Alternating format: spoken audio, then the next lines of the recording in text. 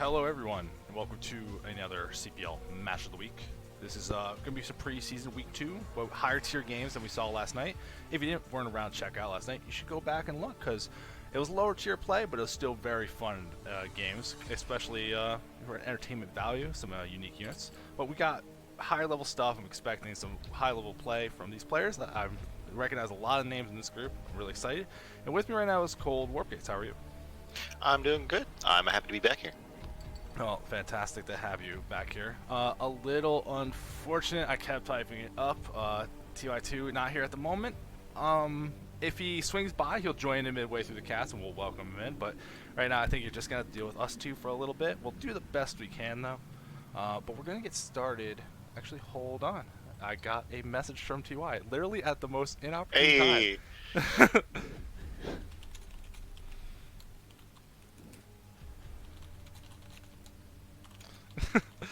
But it's alright. When he gets in here, we'll get him involved in the mix. We'll tease him a little bit. It's going to be a good time. But other than that, we're going to get started. I'm going to be excited to get started on these games. And are you ready to go? Like, you excited? I'm hyped. Fantastic. So let's get started into our first game. This is Group 45. This is near the upper bracket of what we have for the play. So it's going to be very strong play from these players. Whoops. I did not pause the stream. Sweet. That's okay. We make little mistakes here. We'll all learn. In the top right, the green Zerg, me George, a little mainstay of CPL. Excited to see what you got.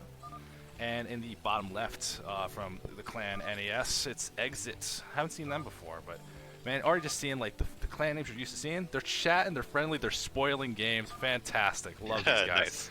Whatever. I didn't even read it. I saw numbers and I completely ignored it. We're good to go. Exactly.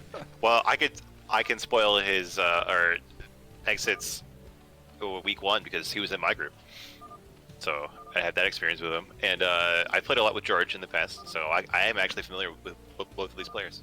Hey, we got somebody. Oh, that's fantastic. Hi there, yes.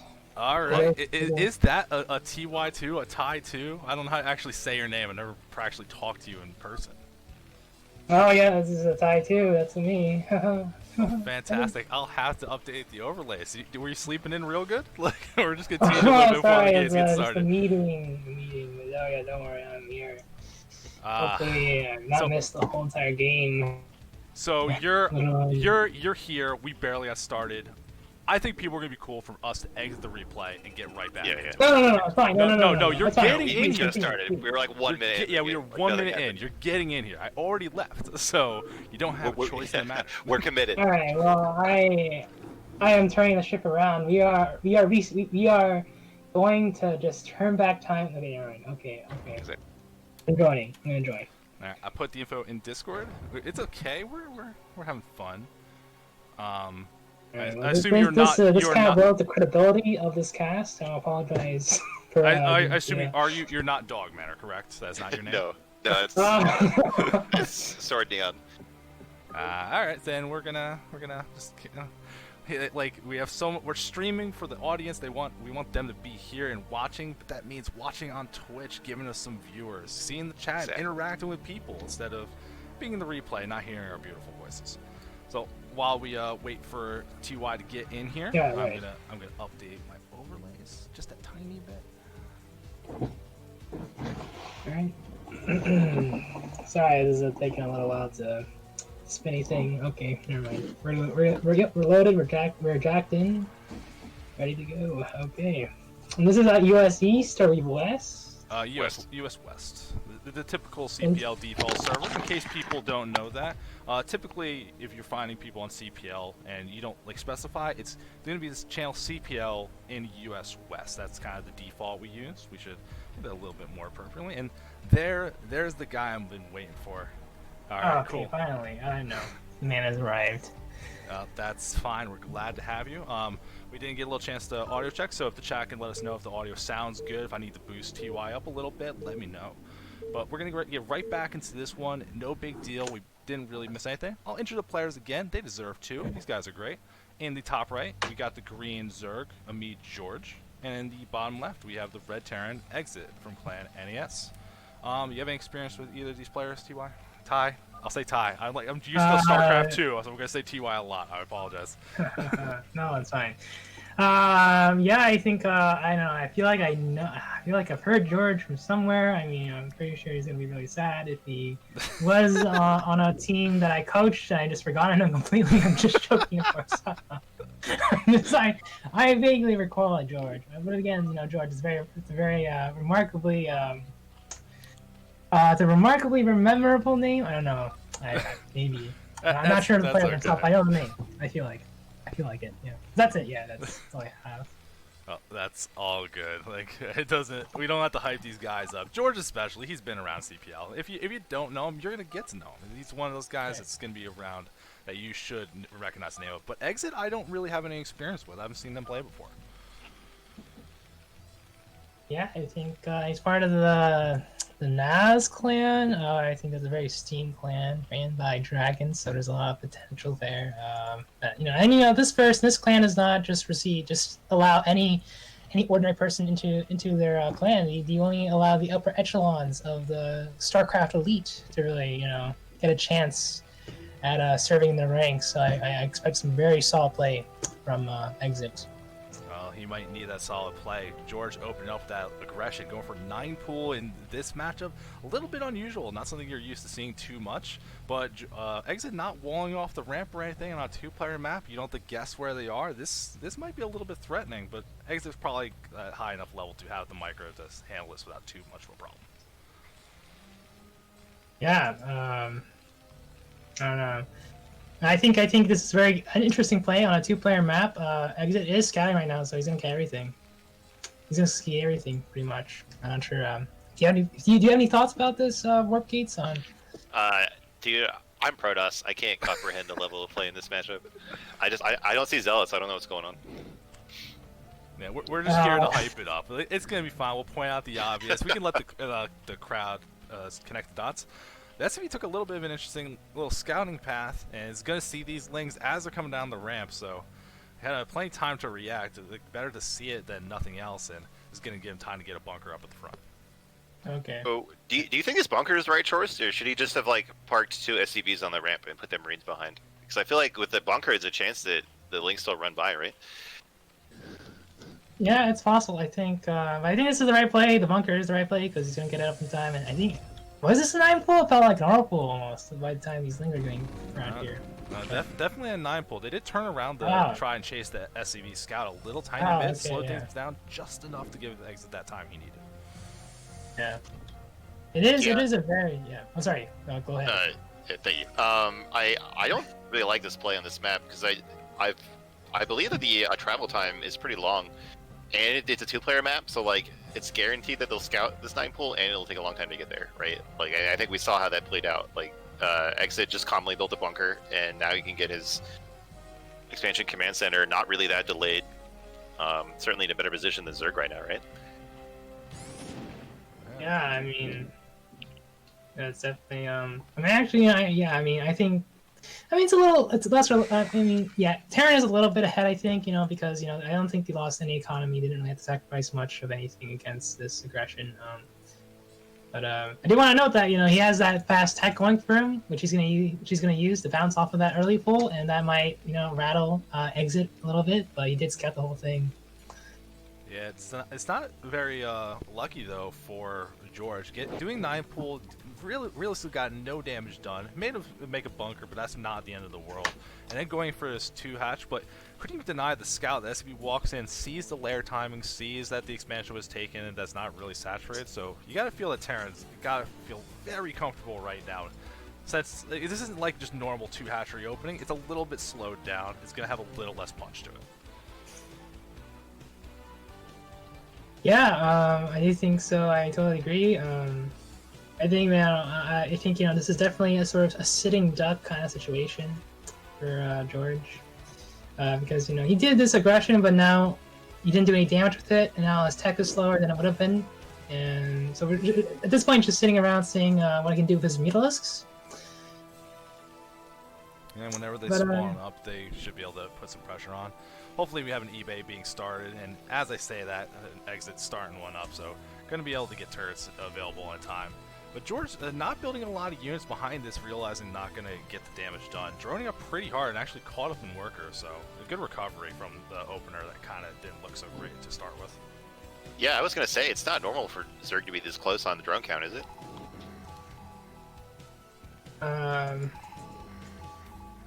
don't know. It feels kind of normal. I mean, I don't really see anything that bizarre. I think he did, after all, just, he didn't make a mistake of making more than this initial 6 links, so that's pretty good. He does get that that third hatchery down, and so far it's looking good. I do want to note that his second gas is actually a little less better. It's a little worse than optimal. It's not optimal at all because a drone you see that a drone leaves the extractor, but then there's not another drone immediately going into the extractor. Like every third or fourth cycle, there's just an empty extractor for 2 seconds, and that's gonna hurt his income for this game. Is there something you can do, like put a direct building there to fix that? I'm not familiar, honestly. I just think you have to put in a fourth drone, honestly, to fix that. They might be able to get a building, but rather than looking at Extractor, we've seen this pressure from Terran stimming forward with a sizable army, enough to keep the mutas pinned back at home, so no damage gets done. But with 2 Sunkets made and this many mutas, I think it's going to be reasonable for Exit to not expect anything big, and he doesn't even try to do an attack sacrifice to units, especially since one of them's a Fire Bat. That'll be good against the Lings, but isn't going to help against these mutas. Yeah. And I do want to note that, the Terran player has not made SCVs for a really long time, so he's already lagging far behind the Zerg in terms of economy. Here comes some Mutalisks taking some pot shots on the Marines. This is really good momentum. Oh, but he does lose a Mutalisk. Yeah, a little bit too far. Yeah, turret's already made and completed, and all the spots you're used to expecting, covering the mineral line, the natural, covering the production. And then it doesn't seem like there's any in the main, but it's going to be hard just to get there in the first place. So, Mutas, just got to be careful not to lose anything for free. Okay. He is going for SCVs. I'm not sure about that move. He's trying to keep the Terran economy down, but I think priority is just to keep those Mutalisks alive as much as possible. And Zerg is just looking to get that the Hydralisk tech, the Lurkers, and the wants to buy time. For Hive and stuff, so he just wants to keep the Terran player inside the base by keeping the threat of the Mutalisks alive.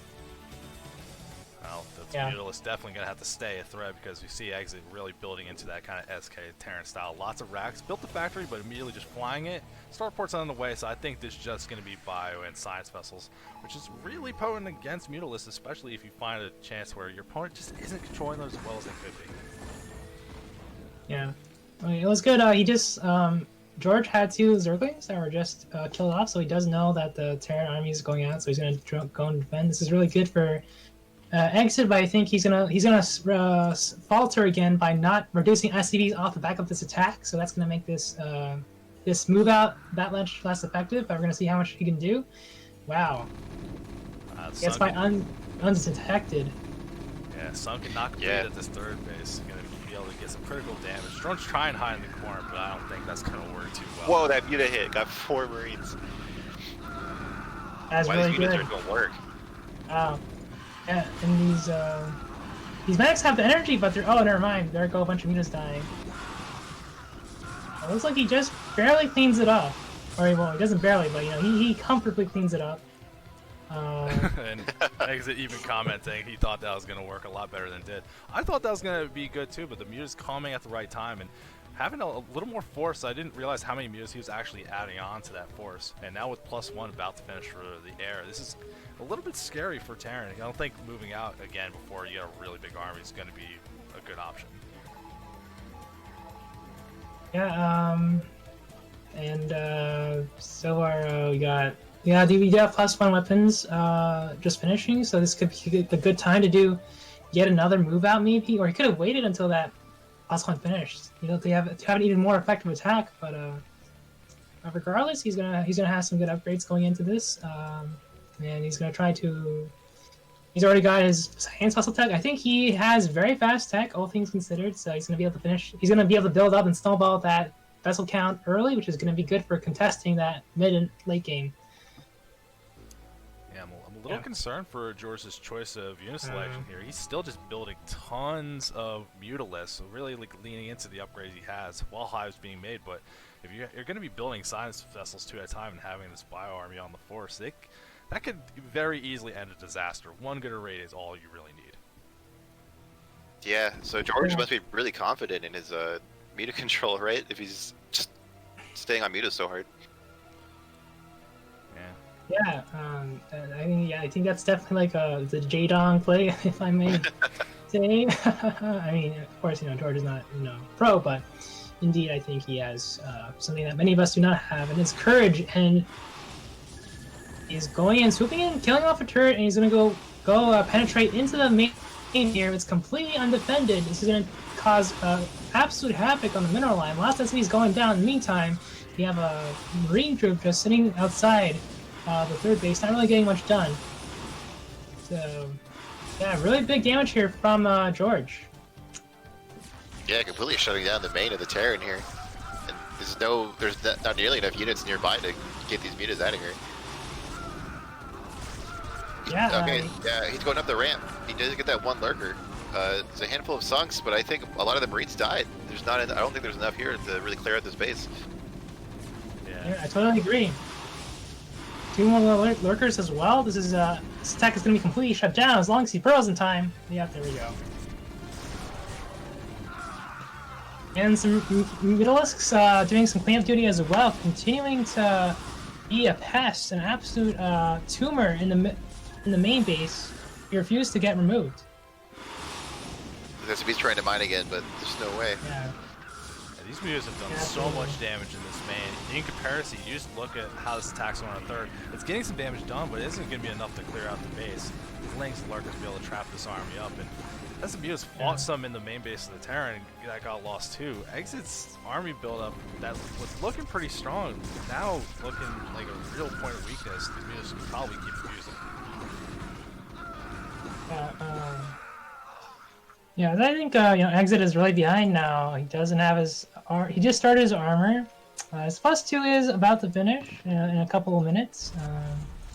But his economy is just really bad, and I think a lot of the momentum has swung in the Zerg's favor. But he did, in consolation, do a bit of damage to the third, so it's not all downhill from here. In Defiler and Evolution, and conversely, actually, never mind. I take that back because George is already upgrading his +2 carapace, and he's getting his +1 melee right now. So his upgrades are still on track as well. But we do have this dropship that could probably turn the tide of battle potentially. It's gonna get scabbed by an Overlord though, so unfortunate. Immediately getting picked up. Oh, the skirts are already there. Oh, the skirt. Oh, that's fantastic from George. Really having the foresight to not let that get back in the mix. That was full of bio too. That's a big loss. Something you can't really be for at this point. Exit looking like he's just trying to do some damage, catch back up in this game. It doesn't. I don't know what the plan's gonna be. Has to establish another base soon. Otherwise, I think George's high tech could really get out of control.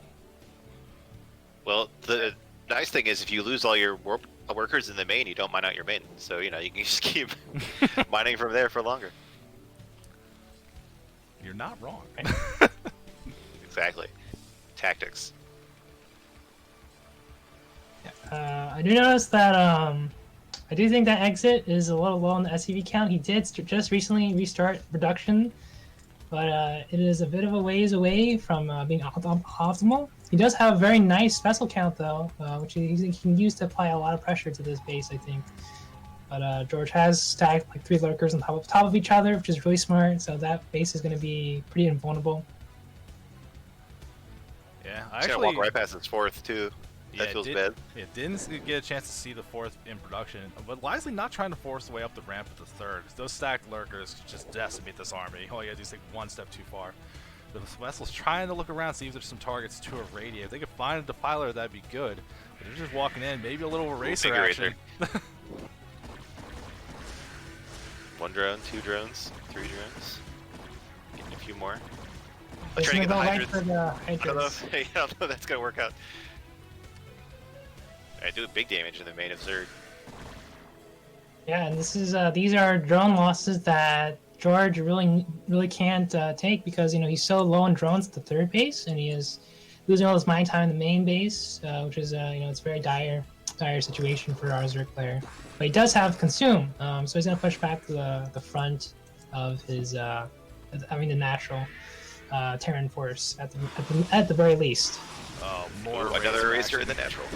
Scourger here this time, they'll be able to slow us down, but it's not quite enough. These things wiping out so many drones. Luckily, George having that fourth hatchery.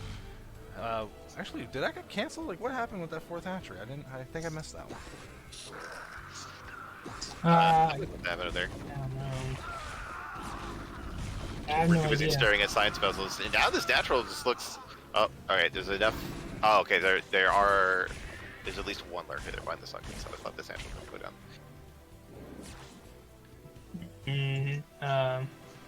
I think George is doing a very good job of adapting to the drone losses by just remaking more drones. It's very disconcerting to do that, but you just have to know that at least he's making trade-offs with the science hustle, so he's gonna have an easier time mid-late game, not losing his defilers immediately.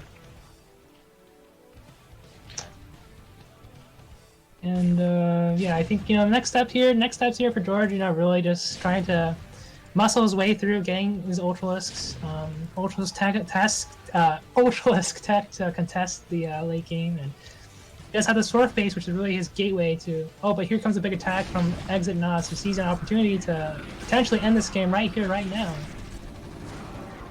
Got a lot of Not Not a lot of defense here as this natural. Terran being able to push in and get some more damage on these drones. Defiler's going to be good here, but a couple lurkers already going down. There's not a lot of force, but this might be enough to get some damage. But then the ultras are popping, they're going to be able to clean this force up. Possibly, but Irradiate's still just such a good spell. Science Vessel, what a unit. Yeah, it's really unfortunate. I do think that it does look bad. You look at the supply, but I think that Terran player only has 2 bases, so I think as long as Zerg manages to defend this attack, he's going to be in a good position. Oh, these two You just have ultras. to work this. Yeah. Doing work. You got the Ultralisk Tech Carapace upgrade as well, so they're really invulnerable. And wow, you just smashed part of this assault. Wow. Like it's nothing. Ultra's a good unit, man. That's pretty wild. But Exit did scout this fourth base hitting the bottom of the map, but there's absolutely nothing here to save that. Yeah, that's not long for this world. Terran's getting a CC over on the left side, so finally establishing that third base. Doing a good job shutting things down. There was an attempt much earlier to take a third down at the 5 o'clock position that didn't really pan out. But Exit finally getting out on the map, and this army is kind of building up. It's looking pretty intimidating. Already having +3 weapons done, like in a reasonable spot to fight these ultras. And George just having trouble establishing that next base. Yeah, I think it's looking really bad for George. I think George needs to. He's doing it right now. He's attacking, setting out units, trying to leverage his map control, and he needs to take some of the heat off of himself. Oh my god, lift the command center. Look at how fast that went down. Jeez. Wow, yeah. If he had a queen, maybe he could have invested. But, Exactly. Big brain plays. We saw that in the did we see that in the coach matchup, or is that something else that I'm thinking of where we saw an infested command center? Not in this season's one, but there was Okay. definitely some highlight moments. If you guys haven't seen the coach show match that happened recently, the VODs are on YouTube and on Twitch. It's a good time. In the meantime, we're just watching lurkers kill so many things right here. This is some big damage getting wow. George back in. These SCVs did not get to that base, and that we thought Exit was going to have a third base up and established, but pressure is being put on. It's making it very difficult to get the setup.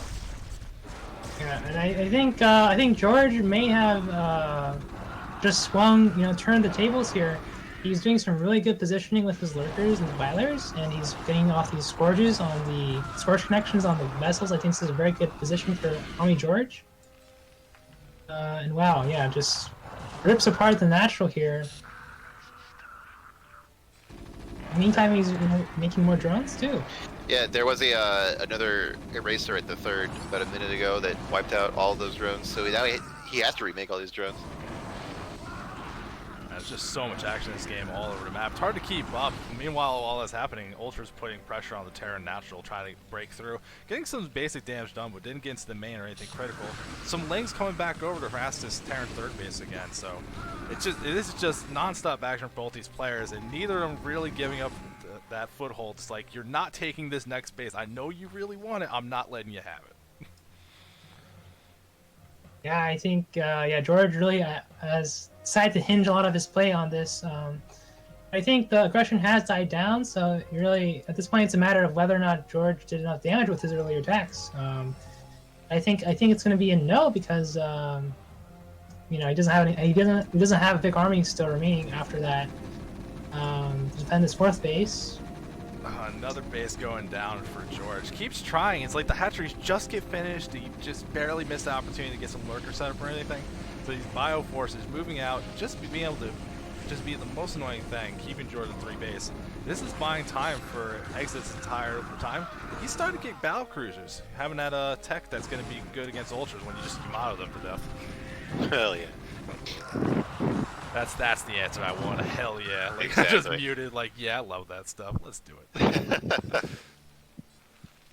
Yeah, it's a great way to spend your money. I think it does look like that George is going to do another attack with his Defilers and Ultras. So he's still trying to keep the pressure on him, which is good because the vessels don't want to be irradiating Ultras when the Ultras are already at their base. You want to be doing it when they're in the middle of the field. Or he could even send the Ultras to the SCVs. These Ultras trying to get through the bunkers, but they're just taking so much damage. It's fully upgraded bio. And actually, the repair going down in the bunkers, that's going to make this so much harder to actually get in this base and get some damage done. But you keep just looking at what we're seeing from Exit. Look at all these fire bats, fully prepared for some Dark Swarms. You know that's not really what you're looking for against Ultralisks. He did unfortunately lose a lot of Ultras, so he's throwing away a lot of his resources here. He has very little, I guess, some gas, so he could be making some Defilers. I really... some damage at the natural Zerg. Yeah, One more another eraser. eraser. He burrows. Actually, it prevents the AoE damage of Irradiate, right? Yes. Nice. Yeah. I was just about to say, all these Irradiates, I would really like to see some burrow, but I guess George is really ahead of me on that one. But I think that's something he's gonna have to do to get back in this game. Unfortunately, I think bottom right base is gonna be gone really soon. I want these battle cruisers to be attacking the Zerg, not staying home and defending. Yeah. That's what you see normally in this matchup. People just kind of like YOLO their battle cruisers at the Zerg, because even if they kill them with Scourge, it takes so much larva, it's not really worth it. But looks like Exit is going for the more like epic, like me in 5th grade playing the campaign, just mass up everything and have cool battle cruisers flying around strategy. Yeah, it seems reasonable. The army out of position now. Zerg finally breaking through into this Terran third base. Gonna force another lift, get some more SCV kills. Like George finding opportunities to do damage, but every time Terran's killing a base and keeps putting it behind, you can see this supply lead. It just, from both sides, it just seems to be sitting stagnant. It's hard for either side to really get any advantage. Finally, Battlecruiser in the mix. They're gonna take time. I think this is definitely a race against time for Terran to do some damage before he can have income in the main natural bases, because you can see that he's fully mined out in natural and his main is about to be mined out. So this is where the hammer swings in favor of Zerg. I'm really surprised that this is the outcome that we're seeing, but this is just a result of the indecisiveness of Terran. I feel like to make some decisive game-clenching moves to end the game early. Yeah, it's a good point. He's winning a lot of like advantages, but he's having such a hard time closing the game out. Zerg always just claw his way to another 2 minutes in the game. Yeah, and things like it's the army just being divided and being conquered by these ultras. He's doing another attack to the top left, but it's too little, too late, because we already got this bottom right base, and he's left his his only mining base undefended. This is disastrous. Oh yeah, and this irradiated ultra is only going to make things worse for the SCVs. doing so much SCV damage. This command center is really making use of that lift-off ability. I feel it's like the 4 times it's gotten lifted from these units being sent over by George. I'm actually a little bit surprised we're not seeing Exit at least try to take another base. Gets putting pressure over on the bottom right to slow down that Zerg base. Maybe we could take that 5 o'clock instead. Just really trying to, like, I'm going to get this base to work, and George is just fighting tooth and nail to make sure it doesn't happen. Yeah, that TC definitely lifts, man. I mean, high level analysis. Yes. no, don't. See, I could say stuff like that. I'm a low enough level player. I'm allowed to just say stuff, man. Like, you gotta be better than this. we've seen plenty of games where, like even like professional games where Terran doesn't live the command center, and it does. By the way, I like this one Wraith that's like slowly plinking away at these Sunkens. Oh, never mind. Rip the Wraith. Honestly, that Wraith paid for its weight. It saved the vessel. So, like, it did its job, just not in the way it wanted to. Yeah, and I think the strategy earlier of just throwing away these vessels to radiate everything, it was working, but now I think is he just a one-trick pony? Is he out of options here? Can he show something new here? But I think the Zerg has got him outmatched in that regard. So yeah, I don't know what the path forward here is for Terran. Yeah, he's gonna take a long time to rebuild his economy off this one mining base, but George does not look like he wants to give him that time. George has all these units out here ready to go as soon as he sees any vulnerability. And definitely one of the nice things about playing Zerg in these kind of late game situations, just because the drone saturation isn't the same, if you see that Terran's main and natural effectively mined out, so it's really just this one base he manages to keep putting pressure on. And Exit having so much trouble establishing that other base. Meanwhile, George, like, their bases, they're running low, but they're not even really mined out either. So still having that full economy he's had the entire game, other than when he loses all his drones to an eraser. Yeah, and I think if he's doing his last charge here, I think that's gonna really seal the game. Yeah, I think this is just like this one. These are just like the closing moments for this game. I think Exit Nas is just gonna have to take the pummeling that Zerg has, while Zerg just takes over the whole map. Really unfortunate stuff. It's still so many science vessels. These mana units are just paying for their weight many times over. Every time they manage to just cast another spell, Ultra's getting in, trying to do some more SCV damage. So really, just keep the Irradiate is killing so many SCVs. Savage. Well, Terran lives this time, but that money is going up so slow. They have such a hard time rebuilding their army.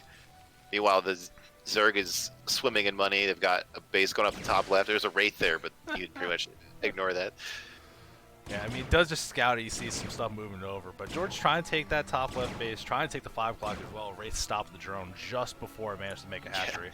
But even still, like, you just look how these fights are going. George's economy is not struggling as much and is actually pulling ahead in food pretty consistently. So trading units here feels very comfortable, I think, for George. Yeah, I agree. I totally agree. I think I think he just needs to make some scorches finally. But I think he's stuck to his guns. He's saying no scorch for me. I'm going to win this game through just only units that can attack ground units. Big plague on these vessels in the middle of the map. Unfortunately, no Muta or Hydras to clean it up, so they're going to sit there very bruised, but still be able to cast their spells. We actually do see Exit moving up to the top side, has a couple Val Cruisers and Wraiths, so looking like maybe want to put some Harassment down.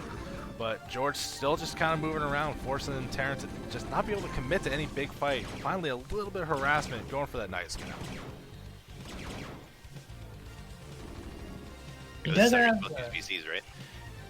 Be annoying, poke buildings, poke drones. Yeah. I mean, he really should have done this earlier, but the PCs are standing still. That seems to be their favorite activity. Joking, of course. But I like this. I like this that there's near the Zerg base. That is better than where it was before. Oh, there we go. I mean, George could have let them stay there for the rest of their lives, but he's aggroed them onto his bases for the plague. But luckily, he has a ton. He's way more Ortalisks. There goes the GG. So That was a wild game. If the rest of our games are like that, that's like the precursor to tell us what we're in for. This is gonna be a fantastic night of games. That was Yeah, just that was both a real players. slugfest. Yeah, both players was, yeah. refusing to give up. Love seeing those kind of games. Yeah. Yeah, it was very good. I think I think the real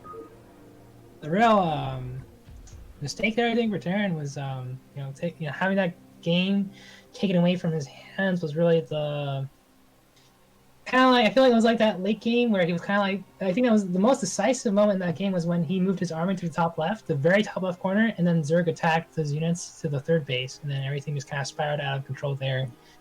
It was downhill, I think. I mean, so yeah, I think. It's just also like you saw how the fights were going. Like, remember, like I pointed out midway through, that was that big army that was basically entirely firebats and a couple battle cruisers, and that just didn't have the punch to take up any of those fights. And then ended up both players losing a lot of supply in a hurry. And then George kind of never lost control after that point, it felt. Yeah. All right. Well, that's all right. That game's in the past. We're getting into our second game, but don't worry. If you want to see more George, you're seeing more George right now. In the top right, we got our green Zerg. He's back for game 2. This is me, George. And down in the bottom left, in this Periwinkle, looking real clean on Protoss, it's Goblin. All right, Protoss, I can sound intelligent now. Great.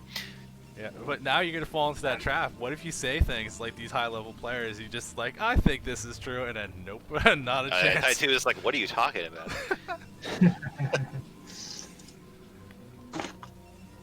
Well, yeah, I like the name Gobble. I was about to say Goblin, but it's not Goblin, it's Gobble, and... Gobbled. No, it's Goblin, though. Like, don't be one of those. Yeah. Don't be I one like of those guys. I like George hitting it with the Frem Rush. But, like, he's not 9-putting this game. Like, you're supposed to ask someone where they're from and then run in with Zerglings. That's the ultimate play.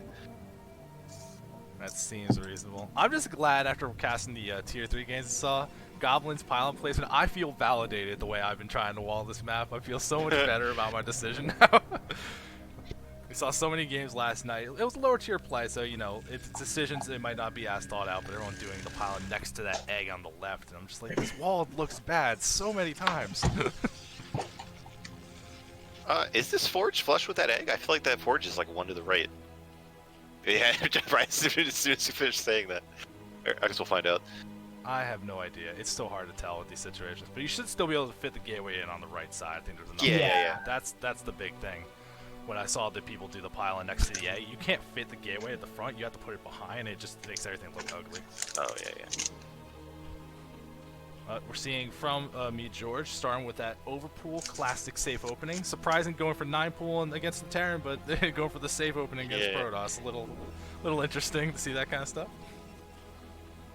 Yeah, I like the mind game there. He was like, I'm sending a drone out, but this drone isn't to, expand. It's totally just to, scout, whatever. And the drone comes to the main base. He's like, okay, I'm gonna pull that drone back. Psych, that was for expanding after all, but now, okay, he's actually psyched himself out. He was sending that original drone out to now scout, and now he sent another drone to expand, and this was a golden opportunity for him, for Pro to deny the expansion, but whatever. It's okay. I've done that so many times. Like, I think I'm blocking the expansion for a really long time, and then I look at the replay and they didn't even have 300 minerals, so I'm just doing nothing. I'm microing my heart out for nothing. Well, you're feeling good about yourself, and Exactly. Goblin's got to be feeling That's real right. good right now. That probe in the base saw the pool finish and only 1 egg start morphing, so he knows at most it's just going to be the pair of links. Managed to get the Nexus before getting any cannons, getting that maximum grief from the forge opening. This 6 is links actually- coming. Yeah.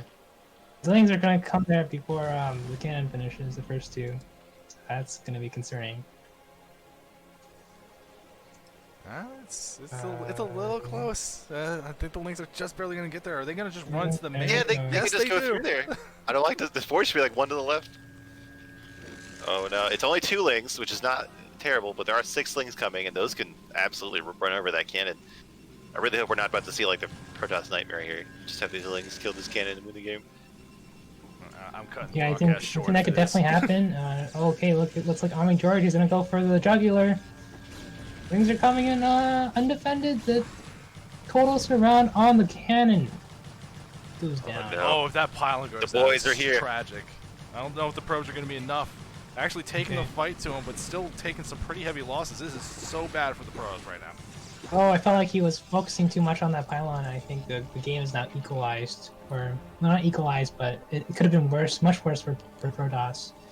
Yeah, if those lings had stayed alive, and like if there were follow-up lings, they could come in and punish this. But it looks like George just droned, and he doesn't really have a way to immediately punish the lack of cannon here. Yeah.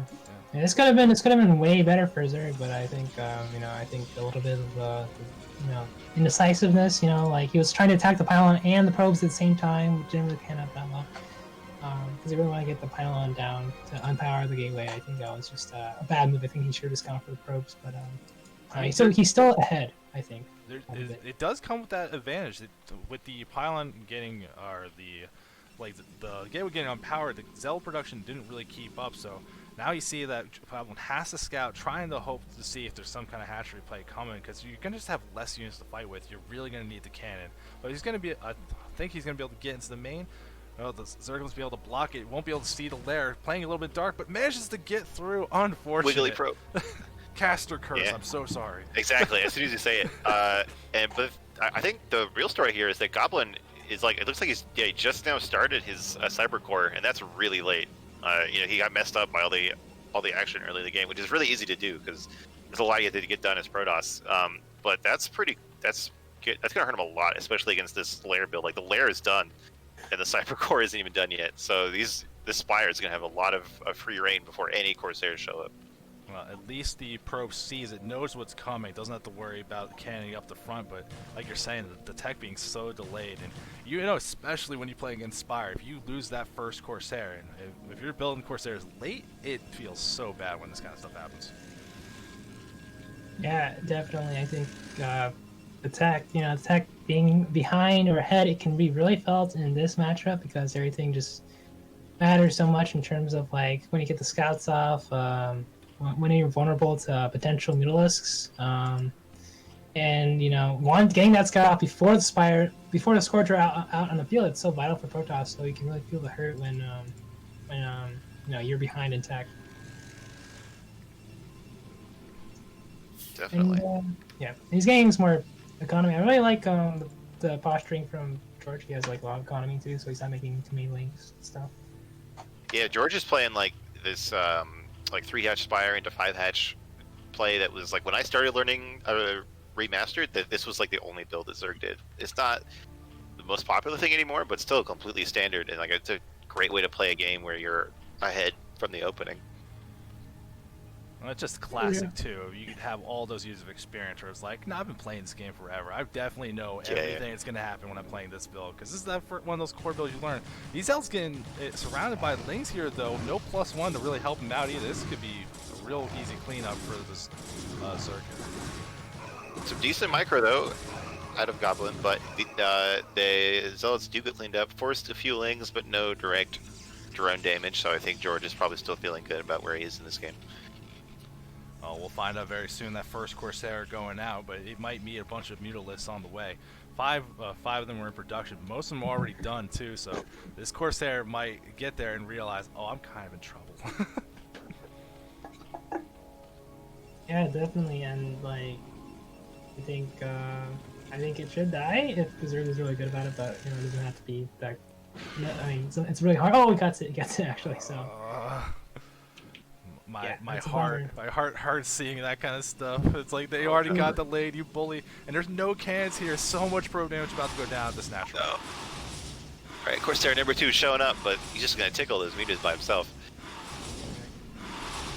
Yeah, this is really difficult because these 5 mutalisks, they one-shot the probes in there, so every time you can just pummel away these probes. You really need to pull them away, but yeah, this is just brutal.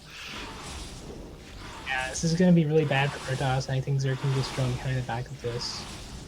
Maybe we're staying the welcome a little bit. This first Corsair actually got all these mutas down to half health, did a lot of damage. Second one going out.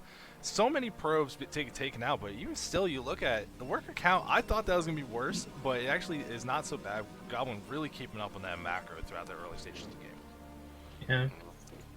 Yeah. It's like George, conversely, just not... Okay, he's making drones now, but... He was really focused on those mutas. Yeah. Yeah, you see all this tech and continued economy going up at once. It's like, oh, I forgot to build things. Hmm. Oh, and we do the Corsairs go down. George brought some Scourge over and cleared it out, which is going to, give these mutas even more time. There's a couple of goons up, but goons are terrible versus mutas. I mean, I think that's just admitting defeat. If you're feeling like I gotta Yeah. make goons right now, this early on, like they're useful later on, but against these early mutas, that should not be your line of defense. That's never a situation you want to be in. Yeah, if you're stuck with goons, like you're stuck waiting for goons to pop to stop mutas, it's time to leave the game probably. It's not quite that bad yet for Goblin, but This drone count's so healthy for George. Situation looking really good. And then this fourth base being established well, more hatchery. So gonna have that big swell macro. While these mutas just keep doing damage, keep being annoying and pinning Goblin back at home. Really actually kind of locking down the tech, it feels like, because looking around, it's like, all right, you got the +1 weapons, but the second one hasn't started. Where's the Twilight or the Templar Archives? It hasn't been done. So many things have been happening to this Protoss, just getting really thrown off the game.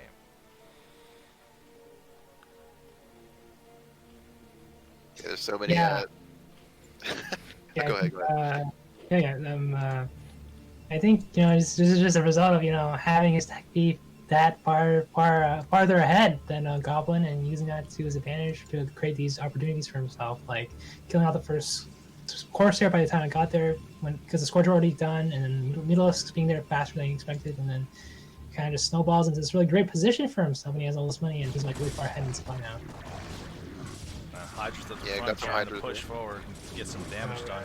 We're getting a little bit split up, and these Zealots actually kind of getting in the mix, doing some damage, but there's just so many Hydras here. Goblin's got to pull back, and I think just try to buy time, wait for Storm to make this fight a lot more favorable. Yeah, Nebraska have a real hard time moving around the map until they get that storm tech. Yeah, I Oh, think he- that's a good idea.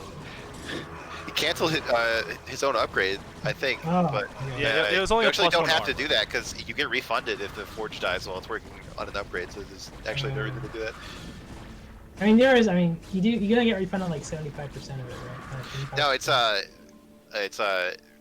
like if you cancel a building that's making, you get 75% back. But like if a building is making a unit or a tech and you cancel and the building dies, you get all the money back. Oh, I see. I actually it's a didn't weird- know that. I was always worried about Yeah. it, but I never just decided to investigate. See, Makes I'm no learning sense. stuff Yeah, here. No, anyway. I learned that in StarCraft 2 because I would always cancel my Colossus range when Terrans tried to kill it, but with a drop.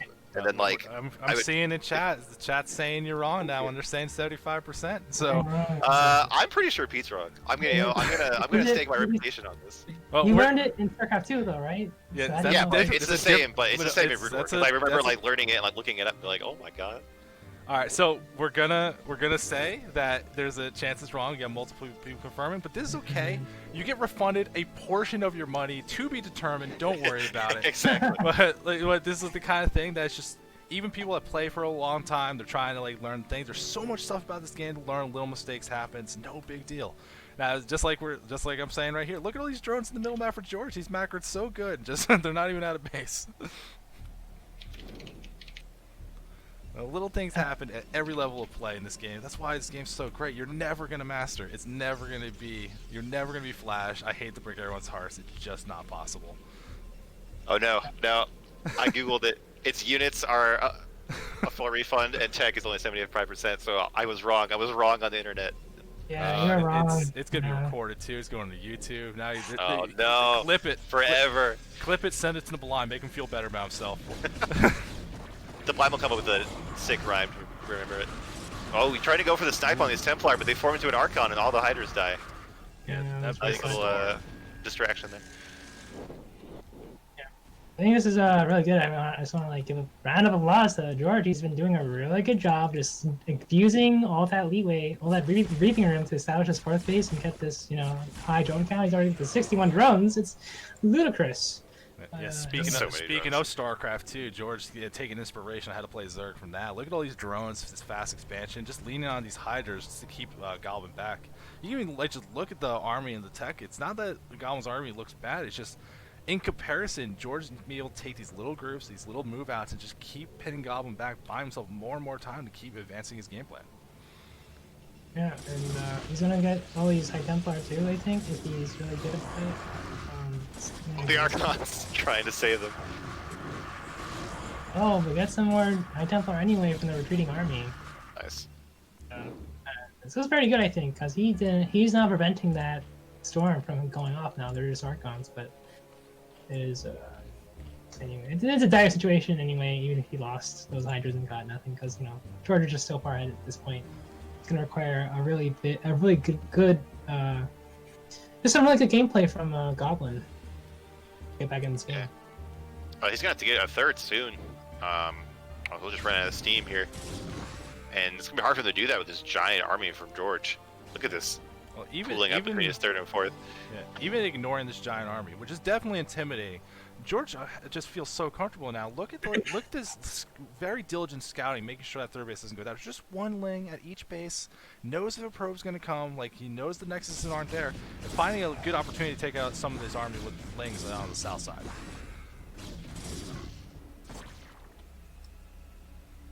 Yeah, and I'm really interesting. I'm really interested to see a Goblin. I'm really intrigued by a Goblin pacing back and forth there. Seems like he was testing the waters a bit, but I think the play here for Goblin is to just sit back, defend endlessly, and then just hope to turn the tables when he has a big, nice, cost-efficient army and tries to build up that Archon and High Templar count. Because he's so far behind at this point that I don't think he can really put on any aggression successfully without losing a lot. Yeah, there's so much defense here, especially at this fourth base from Zerg. There's so many lurkers. Okay, I'm concerned. Goblin's taking this expansion. I don't think this is the best place. I think he should be taking the above his main. Yeah, it's so far away, and it's gonna be so hard to defend, and it's wide open. Yeah, you're right. That the sort of natural third is gonna be way easier to hold on to. You wouldn't assume it from this level of play, but remember this Eclipse, not really the newest map. Maybe something vetoed on the ladder. This doesn't have a lot of experience playing it. Always a possibility, but this big fight going down, Storm's doing so much damage to these Hydras. Oh my god, George's Storms. army advantage. Like this fight's going about as well as you could ever hope. These Storms doing so much damage here. Oh man. And the army's getting cleaned out here. Some of the Hydras looking like they might be able to power through. Protoss might be able to take this out just barely, but in the meantime, look at all these lurkers that move to that base that Goblin's trying to take. Tragedy strikes as brutality. The lack of detection. And even the Hydra's winning that big attack at the front, so George having his cake and eating it too, taking both wins. Yeah, pretty good. Yeah, that's really good. That's really good. I think that was like the exact situation that Goblin needed to try and get back in the game, like the opportunity at least. To have Zerg attack into him and try to use the clumping and whatnot to play into his favor for uber monster storms. But unfortunately, he's too far behind really to make it work. This is just disgusting. Look how many lurkers just thrown down the front. And this is just buying George time. He's still making sure he's following the game plan, taking that base down the bottom right. So far away from all the action, that's never going to get counter pushed, not for a significantly long time. And we're actually seeing the tech being made. Drops are going to be an option soon for this Protoss. He's going to have to deal with that, which will be very difficult. He's going to have to survive the lurkers first. Yeah, I don't think we're going to get the drops. George is just really good at this. He's going for the killer move. This is like so many lurkers. I think you can just use the lurkers alone, really. Yeah. There's so many of them. Gosh. But yeah, I mean, look at this. Look at this, guys. I mean, George has more than double the supply of Protoss. I mean, where is there left to go for Goblin? Oh, and GG gets it now. Best to go is out of this game. Nice. Oh, he's complimenting him. Oh, nice muscles there, George. Yeah. Okay. Very nice. Yeah. Oh no, Goblin. Oh man, that is Goblin selling himself short. Goblin is doing that certainly. I think Well, one of the big things that happens in the preseason that we set it up that we're trying to figure out what skill level you're supposed to be at. So take it as a compliment. If you're getting put in a group with a bunch of strong players, it's because we think you're gonna be there. Like we want you to be at that level. We gotta find out how close you are. So Goblin tries. He did just he did just share he was 0-4 or something in week 2 or something. Spoilers. Yeah, Oh, I'm yeah, sorry. yeah. He wrote that. I mean, sorry, I got it wrong. I should not have acknowledged it. My bad. You're literally killing CPL right now. Exactly. Like you weren't here for the sound check. You're just rolling in. We got the restart replay. Come on, man. Oh my God. You're just making everything look sloppy up in here. But we're so glad to have you anyway. I know. I am tainting the good name of CPL. My goodness. That's that was a good okay. game. That was a nice game. That's okay. At least you're 100% sure that you're doing the thing, not 75% sure. Okay, I like that. That's okay. We're going to get to our next game. We're going to give George a break. We're going to see some other players. He'll be back later, though. Don't worry. We got more from him to see if that Zerg power is going to keep maintaining. We got 2 fresh faces for this one, picking the most obnoxious colors to cast. I was so angry at both of them. In the top right, we got my boy Crane. I've known that guy for a while. I want him to do well. Picking literally the worst color I've ever seen. This is just like skin tone, flesh, like, gross. And in the bottom left, we have Energy Bamboo in the white. So it's just, the mini-map is just going to be a nightmare for me to try to observe with. Thanks, guys. You're the best. Yeah. I'm really familiar with all these players. I know Crane, you know, not as a player, but as a chatter. In Chatcraft on Discord. He's a chatter. Seems like a very active, involved guy. I can't really attest much to his skill, but I assume that if it is half as good as his chatting, then it will surely be, you know, quite the sight to witness.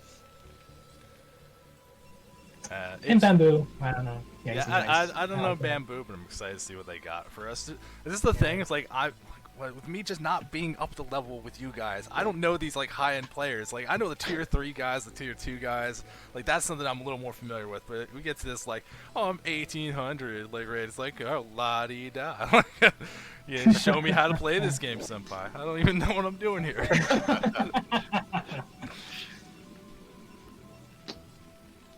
Yeah, looks like so far I like Bamboo. He's going for a sort of open-ended kind of wall-in. You know, he's not going to go for the full wall-in, but he's going to go for a pretty tight wall-in where he's just, you know, very comfortably sectioning off his buildings to, you know, the corner near the ramp. It could be like a expand Esther, no, the FD thing. Yeah. I've gotten into a disagreement with Neblime about this recently, where I think Terrans should almost always do this, and he thinks it's too costly in terms of like base layout. But usually when I see this as a Protoss player, I think it's either going to be FD, like you mentioned, it's going to be a 2-fac, or maybe something like a siege expand, something like that. But it's not. It's not normal for Terran to stay in their base like this. You're not new to these match of the weeks, and the Blob's not here. Someone's got to take up the mantle. Don't give me all these options. Tell me what you think's gonna happen, so you can be wrong on the air some more. All right. Well, there's only one guy in gas, so it's not gonna be a 2-fac. I'm gonna say siege expand. That seems very reasonable, safe, but that's the kind of opening I'm not really expecting to see from these higher level players. It seems like that kind of safety opening. This probably just waltzing in the base, seeing the lack of guys on the gas. Bamboo commenting on his Marine that's slacking on the job, a little unfortunate. Oh man, well he could have killed the probe actually, but but he's gonna kill the probe now maybe. Possible. Oh, he lets it get off scot free, so that's gonna be pretty bad, I think, for Bamboo. He's getting the Scott himself then. He does see that there's no second pylon. I like the positioning of the second pylon from Crane. He's trying to like trick Perrin to think he's proxying or something. He's proxying something. So, yeah. That's a cute little like trick. It's like, oh, you're worrying about proxy, but even you still have that extra benefit. It's like if there's some wild nonsense, if you really need to drone get that pro drill, this gives you vision of those minerals, giving you a way to get through to the ramp. So that's a nice little thing. It doesn't really cost you any investment to do something like that, and we're gonna see. You know, Bamboo's looking for it. He knows, not tricked at all. And we're getting a fantastic little raid from Master, right? Everyone's here and excited to watch Ty2 help us cast. Meanwhile, we're just getting some normal openings from both players. Yeah, he just killed that SCV. The SCV didn't get the chance to see if Crane was expanding or not, but I think he did see the second pylon, so I think he's going to be like a lot relieved because he sees all 3 pylons. So he knows that there's no there's no proxy, and that they're probably, it's likely going to be like a Nexus expand anyway. So yeah, I feel like both of these players are going for kind of like a bit slower, a bit safer builds. Okay, so it's not siege expand because we see mines, but it's still. So I was wrong. Thank you, Caster Effect. Like I said, someone's got to be in the yeah. blind for me. You guys got to make your guesses. It's fun to like just try to say things out. Those mines are going to be great though for getting that kind of map control. This one Dragoon taking a lot of damage, managing to not get taken out though. That's so critical to not lose these early Dragoons if your opponent is thinking about being a little bit aggressive. Yeah, and yeah, I think this is definitely like this is definitely like a much more conservative and economic oriented fake double, because he has only 3 Marines rather than the typical 5 or 6. You would see in a more aggressive play, so I think this is going to open Terran up for opportunity to mine the main base or something. He did waste one of his mines though. He has 1 mine in his main base or his natural, but he did waste 1 mine, so it's going to be like a little less. Yeah, I feel like Bamboo has just given up on like doing any real damage with this. Given like there's high grounds and Protoss has a lot of goons, I don't think Crane is too worried about taking any damage from an early push. But Bamboo is still scooting around the map with these vultures, looking for proxies, looking for sneaky bases, getting ready to put mines in annoying locations. Oh yeah, the mines in this kind of spots here where you just put them at the expanse. Like, Yep. You don't get to build this Nexus. Like, you're gonna get your Observer. I'm gonna make you kill it. And it looks like it might be a little bit delayed. We're seeing actually 3 gateways from here and just a lot of unit production. So I wonder what's going to be the plan for Crane, if he's really going to try to go for that fast third, or if he's just going to try to get some units up, maybe worried about a little push since he's playing a little bit in the dark right now. Yeah. I mean, I think it's going to be really defensive. I'm a little surprised that he got Siege expand this early, but I guess he just wants to play very safely. I think it feels like a bit more of a conservative leaning, because he could have skipped the Siege. He could have made a faster 2nd and 3rd factory. So, but because he made the Siege expand, because he made the Siege tech upgrade sooner, I think he's going to play a bit more defensively. Yeah, it seems like both of these players are thinking, very slow, very methodical kind of builds. We do see a 3rd factory and an armory going up for Bamboo. I don't think this is going to turn into some kind of 4 or 5 fact push. I think we would have seen those extra factories going down now. So I think we're just going to see, again, discontinuation. Probably going to see a 3rd command center here. Oh, nope, it's factory. All right, sick. I gotta teach you the secret for casting CPL. Have a thought, wait 5 seconds. Wait 5 seconds, exactly. Like, just so you don't way look smarter. Yeah, this is going to be a rough situation though. That Observer from Crane was very useful in clearing out the mine up at the 3rd location. So you managed to get the base, but it means it is a little bit slower getting into seeing what we're seeing as far as factory counts. Gets in, sees the 4th one on the way, and should be able to see this armory researching, but not seeing double armory, not seeing a lot of factories right away, or like a rush to a science facility. So shouldn't be feeling too bad about the situation Crane's in right now. Yeah, this is kind of an interesting. Okay, there. We do see the 3rd command center. It was just off of 4 factories instead of 3. Okay. Oh, you love that as Protoss. You just see exactly, and because it's built in the main all the way to the top, you know exactly where it's trying to go with it. If you want to be annoying with your Dragoons to try to slow that down, you know exactly what you need to do. And Crane's already got a decent force. I think if you wanted to be a jerk about it, he can send guys over there and make it hard for Terran to actually take that 3rd base. Yeah, Crane has been on these 3 gateways for a while. He's adding more now, so he's going to have a decent army lead for enough time to slow down that 3rd. Probably not like deny it or kill it entirely, but enough to make Terran feel sad about it. Yeah, I mean, I think, I just want to say that. I think, NRG Bamboo is going for a really middle of the road play. I don't think his upgrade is especially that fast. I think, his 4 factories, I feel like it's like, it could either be, he could do a push, but he could also do like a very, very safe expand, honestly. So I'm curious what he's going to do with it, honestly. It looks like he might be doing just an expand, a really safe expand. Oh, Crane. Shafir in the chat pointing out that one of Crane's gateways is blocked in. Oh, he's taking a goon from it too, so that goon won't be able to spawn. Rip. And that's why Protoss is hard. That's it, huh? That's the only reason? Exactly. Bamboo again to set up that third base without any issues at all. But it looks like Crane going for that classic 3-base Arbiter. The play that you can do on like every map, it feels like. You can do it every game. There's no reason not to. Arbiter's such a strong unit. It's just an easy way to get into a decent mid game.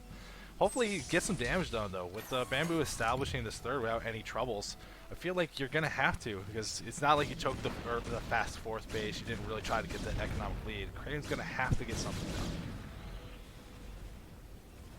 Yeah, I Looks think like- he should do some aggression. I feel like, but you know, this is a very passive game. I think that we're only gonna see some action when Terran finally makes a move and pushes. Yeah, I was gonna say I don't think these players have aggression in their vocabulary. Like we're just gonna see them get taken by all these bases. Yeah, I think so. You know, and you know, we're definitely seeing a big setup for the long game, as you know we've been mentioning. You know, the Arbiter fourth base going up for Protoss, third base for Terran and everything. So it's a very slow, gradual game. We're seeing a little vulture move out. It's either going to get some mines in the thing or just look for an opportunity, maybe we'll get some damage done. But being able to get some mines over on this bottom side, lock off one of the easy movement paths that we see from Pross. Getting in, but getting some free damage from these Dragoons, not going to get in and really get anything done.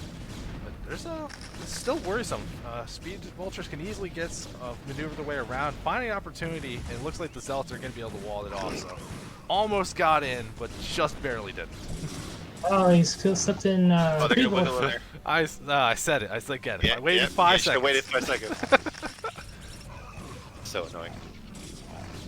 Yeah, he did get some probes off, but really good play. Oh, okay, he's actually pulling the probes, so he's losing quite a few. But I did have the foresight to make some cannons, so that's really good. Yeah, On he to has- Zealot, trying to kill this Stargate. Oh man. Yeah, I like Bamboo's position here. I like it a lot. It's just like I don't know. I don't know how he's so far. I don't know how he's so far in supply or so close in supply. But I feel like his macro is just ever so slightly superior to Crane's, and I think It was a drop. They fly right over these cannons. Hit the Protoss fourth.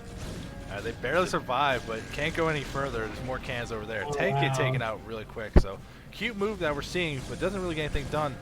One vulture's getting in, but cannons are there to stop that. And now they just got this dropship waiting to die. Yes, that was unfortunate. I think I don't know. I think the dropship could have been used much more wisely, but regardless, I still think Darren is definitely still in this game. I think I would like to see a bit more SCVs for Terran, like 60, like 10 more SCVs or something like that, because it just needs a just a little push. But it's okay. It's okay. You know. And it's just one of the things I always have trouble with on maps like this. It's you get into this like longer game. You see these kind of games a lot, especially on like you got all these maps like Polypoid, Fighting Spirit, Circuit Breakers. You're used to these kind of games, but without a second main to take, you're gonna get to that point where you should really need that big gateway swell. But it's gonna be hard to actually find a room to build them. So curious what Crane's plan is gonna be for that. Yeah, you might just make gateways out in the middle of the map. You know, just really flex out. Yeah. But I do want to note that the Terran does not have a third factory with an add-on, so his factory, his tank count is not going to be that big, and he was a little late getting his third gas at his third base. So a couple things that are kind of being missed here, but it might affect the end result here. And bring on +2/+1 in the meantime. We're seeing more little probing missions from Bamboo, trying to get some damage done with these vultures. Just get some mines down, get an idea. I think having that idea that the that base in the bottom right got taken, the mines right there, the cannon's gonna be able to take that out. So slowing down the expansion, but Bamboo knows what's going on. I think really just looking like building up for that 3-base push, waiting for that +2/+1 before they really make a strong move. And as I say that, you're already seeing the army move up to that top side. Maybe wants to put that fourth base that Crane took under threat. Yeah. The fourth base is completing. I think he's gonna try and like establish it while he's pushing. That might be a really good idea. He could also be pushing along the top side to simultaneously defend his fourth and apply pressure to Protoss. So that would be a cool idea. It does look like he's moving in that general direction, and Protoss is taking note of that. And the Vultures are already setting up some mines there. This could prove to be disastrous if he's not too careful. Oh, big mine hit on the Zealots. And the rest of the tanks are coming. Yeah, unfortunately, clearing out these mines, but Terran's already set up. He's gonna start leapfrogging these tanks. Oh man, but this is really this is gonna be a big juicy stasis coming by. Whoa. Nice. I think. Oh, there's a second arbiter too. Yeah, full on energy, but not feeling the need of stasis. This is actually a big thing. That stasis is going to make it hard to even retreat here for Bamboo. This is, looks like a big cleanup for Crane. Giant win. Bamboo pushing just a little too far forward. Crane pouncing on the opportunity. Wow, I did not think it was going to go this far in the favor of Protoss. I mean, yeah, I don't know. I feel like a couple of things just didn't like add up there at the very end, but I did see that Protoss has like a lot more army. And I think, yeah, where are Terran's army units? I think there are a couple of things that didn't quite. Oh, this poor CC! No, turn around, friend. This is not where you want to go. Couple Zealots get into the natural for the Terran. Eats a lot of mines, so didn't really get a lot of things in. It gets cleaned up without too much of a problem. But you can see that Crane just positioning in a way, making it hard for Bamboo to get established elsewhere. A couple Vultures moving out, though. More probing missions, but now there's not a lot of units at home. Maybe they can finally get in the base and get some havoc done. Yeah. Also, I just want to point out that there's an SCV that's just like going back and forth on this unlockable terrain. It's like, it's near the factories. The top right of the factory. Yeah, it's horrible. This is a truly bad omen, a bad sign for Terran. Yeah, this is just really bad here. I think maybe perhaps it was like, yeah, I don't know. This game it kind of slipped out of Terran's hands very slowly. I mean, I think the bad engagement was the least of the problems. Honestly, I think. I don't know, some poor, maybe not enough SCVs, maybe losing a few too many Vultures carelessly, not enough tanks. The macro is a little paltry at times. I'm not sure, but it's very unfortunate for Bamboo. I think he had a lot of things set up for him that could have made this a good winning game, but now he's in this very uphill battle.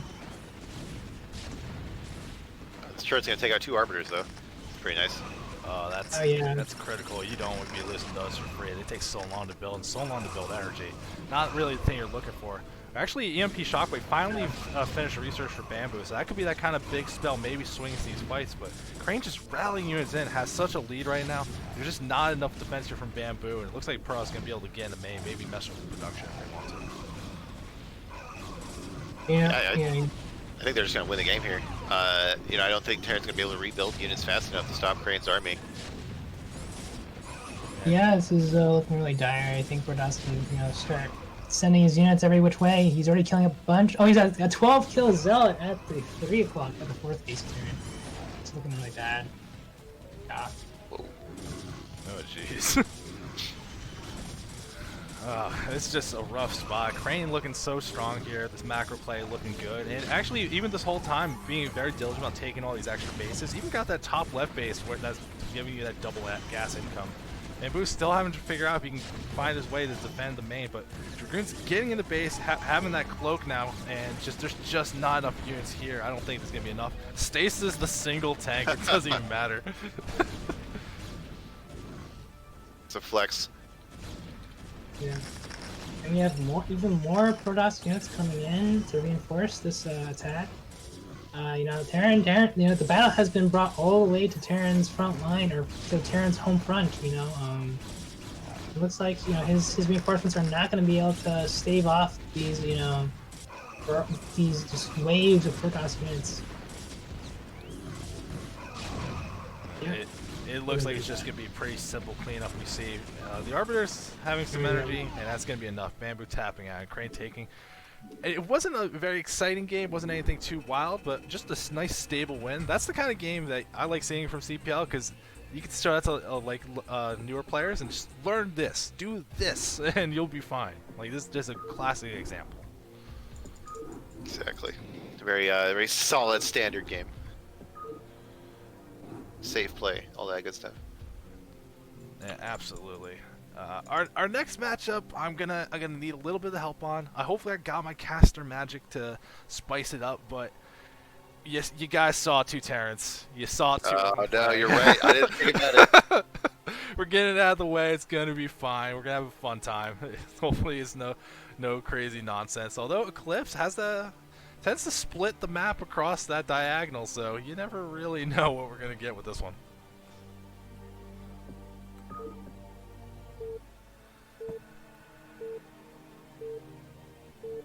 All right. Well, we have Crazy in the chat, and he might. So at least we have at least one person excited for TVT.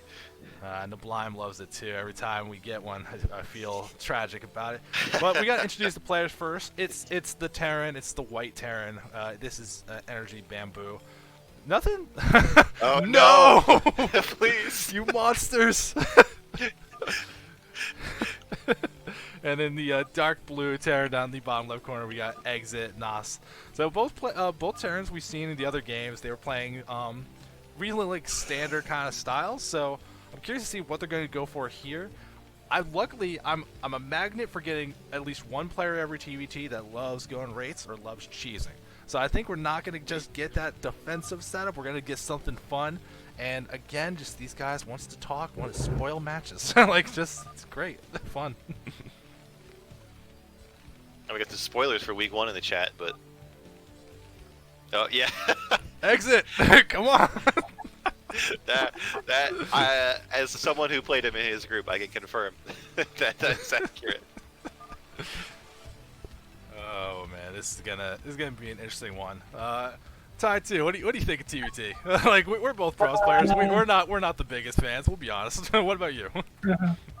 I think it's an okay game. I think a lot of players tend to struggle with it. It tends to end in a lot of like trench warfare kind of situations because players, these kind of struggle with how to make a decisive move, how to, keep a game dynamic and constantly moving and knowing where to attack, basically.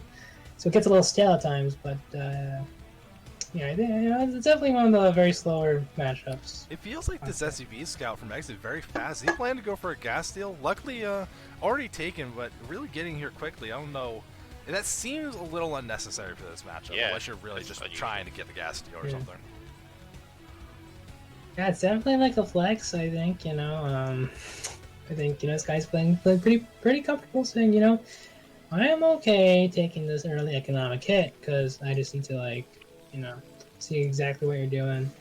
And I don't care what happens, as long as I know that you're not BBSing me, I'm feeling comfortable in the mid to late game. Maybe that's what he's saying, I'm not sure if that could be it.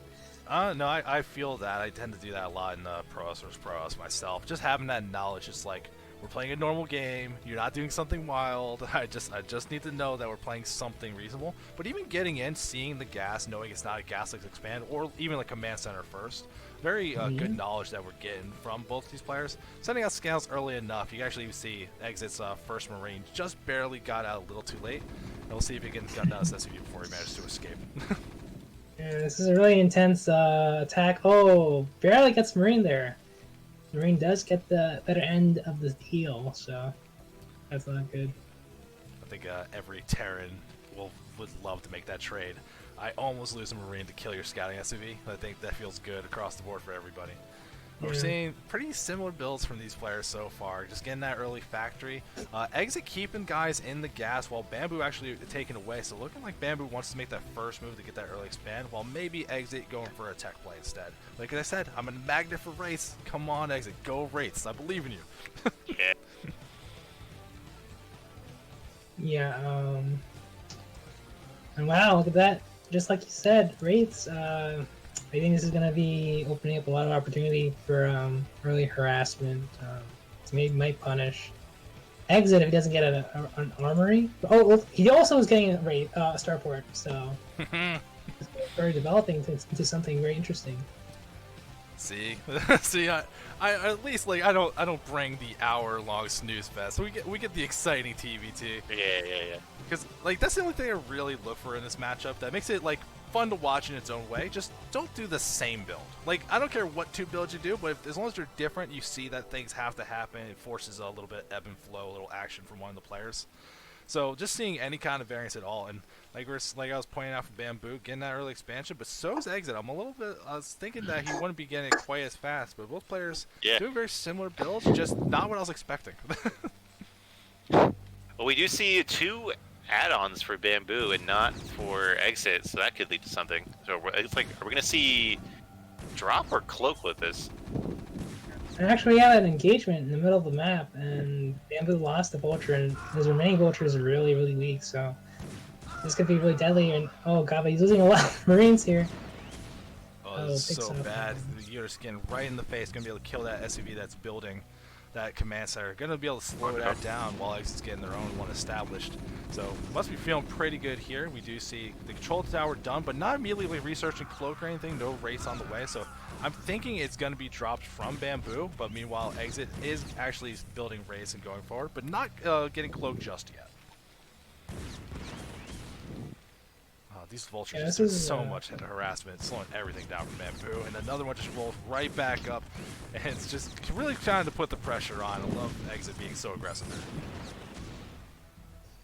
Yeah, it's really unexpected too on a map that has a large rush distance like this, but it is working out, I think, mostly because Bamboo lost that first vulture so carelessly. And the Wraith is coming out now,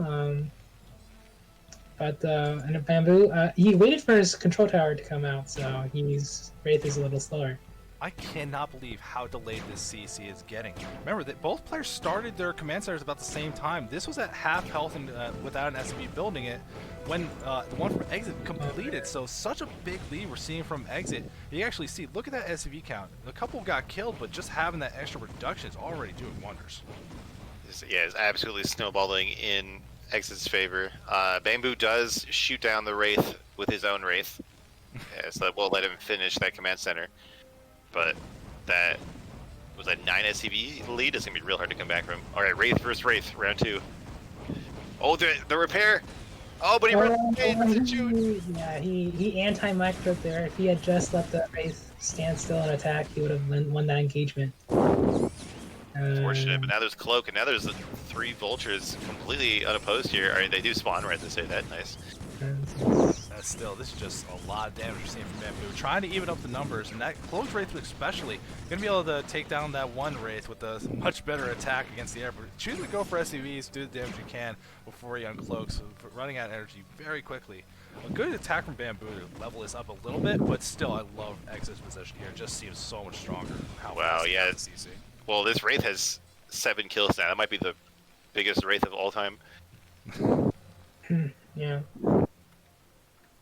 Rambo is still 8 SCVs behind, or 9 SCVs behind. So even though that attack was really good, I think he struggled a little bit to, make SCVs behind that. So he's not going to be as ahead as he could have been. But I guess psychologically, I think he's in a great position. He's got an air superiority, so he can really balance things off of that, and try to leverage his position with those advantages. Yeah, it's gonna be a little bit hard to keep going though. We actually see Exit already getting into that Goliath, and starting the +1 weapons a lot faster while the armor is not even complete yet for Bamboo. So taking some of that early economic lead, trying to get something done. But having scans available, having these Goliaths, the Wraith play probably going to get shut down from here, but still, tanks are a threat, and Bamboo has a lot more of those on the map than we see from Exit.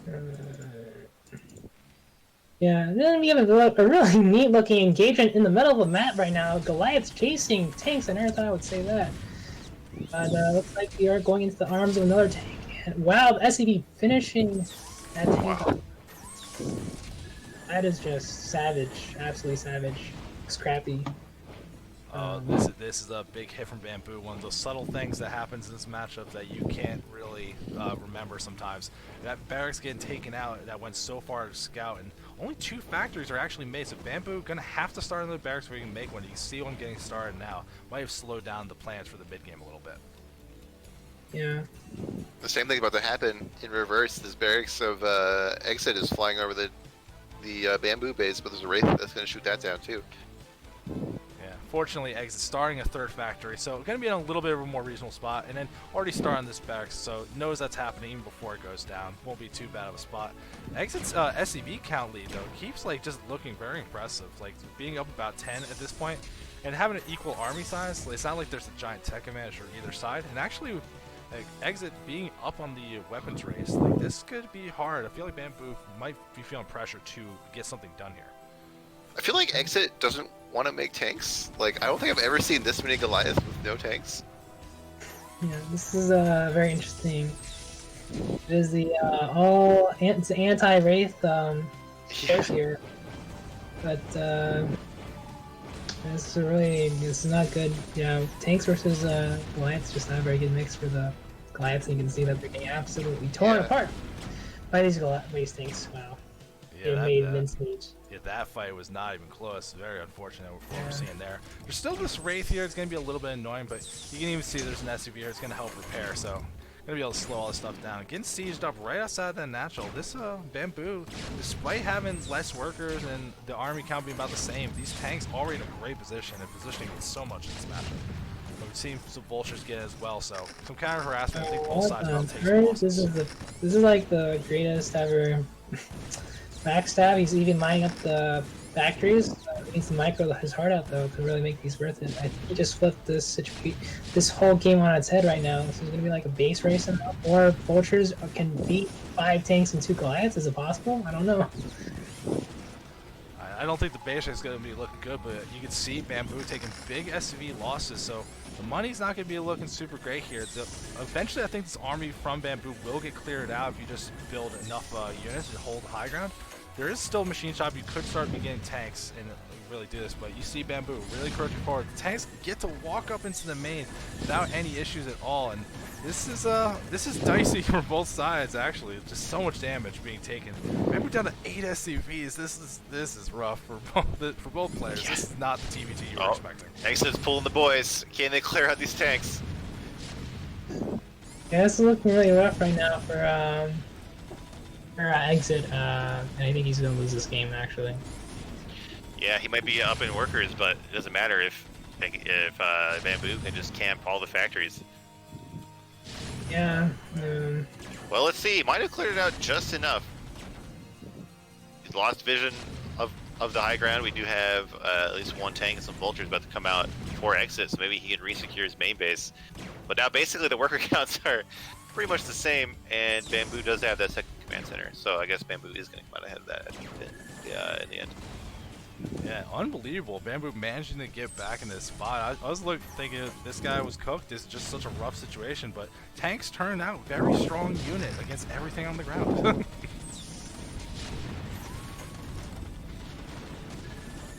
Yeah, and this singular tank. Okay, yeah, he gives up. Okay. Well fought game. Well fought game. See, ripped the band-aid off. We got through the TVT. That wasn't bad at all. That was a very exciting game. I think it was really good. Yeah, I think it was a really good game. It's a really good game.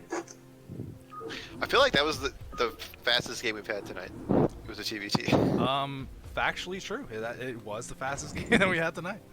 Yeah, it's the TVZ of TVT games right there. Oh no, I had that already casted earlier. We had a 4-minute. It was pretty rad for TVT. Just 4-minute. I think is just a hard like a rush like Marine medical. Just the hardest kind of thing. Nice. But that's okay. We're past that one now. But I mean, we're going right in from one mirror to another mirror. It's gonna be fine though. Pros versus pros. There's so many options. People will complain about the matchup, but we're watching it. We're not playing it. It's gonna be fine. This is the true gentleman's game. I wouldn't go that far. But we'll see what we're gonna see from these players. In the top right, we got in These colors though. This disgusting peach. Like, what are we doing, guys? This is Goblin, and then Crane choosing this olive, blending into their side of the Eclipse map, right in with the grass, wants to be invisible. Curious to see what that is really, players. that's like special tactics right there, you know, camouflaging to make it harder for your opponents. That's really smart. Yeah, this is stuff like that is exactly why I always do the little shift tab. I want teal versus red every game. Yeah, I want you to know that I played all of my preseason games in a UMS so that the minimap would look nice. I just want to put that out there. I was thinking about us as casters. What do you mean the minimap will look nice? Like so red versus blue? you know how you can do shift tab in game? You can do it when you're casting, but if we do it now, they're both yellow because they were in melee mode. But if you do other game modes like top versus bottom or UMS, I use map settings. Yep. The shift key minimap colors will be like a team colors, like red versus blue. Yeah, I'm not doing that though. These guys want to pick the colors. I'm assuming it's random, but maybe this is their favorite choice, and I'm not going to deny them from seeing the glory. Unless the only two I'll do it on is that blue versus dark blue. I don't know why they aren't restricted against each other. That's like actually impossible to tell what's going on. Like it's like dark blue is so dark. Like last game, you can barely even read the player's name on the thing. But anyway, in this game, looks like both players are doing the standard thing. Crane scouted a lot, or a Goblin scouted a lot earlier. It looked like Goblin scouted after Pylon, Crane scouting after Gateway. Not going to lead to any shenanigans here, I think.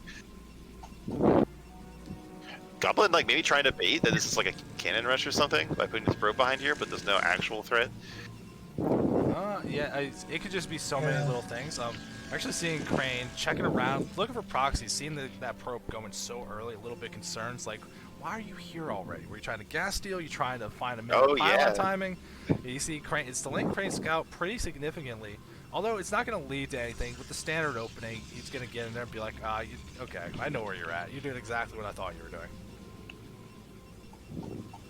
Yeah, I didn't realize that Crane gave up on scouting Goblin and just went around the map. But I think like Artosis said once that on a two-player map, you shouldn't really check for proxies because like you can get to the enemy base before you can check all the proxy locations.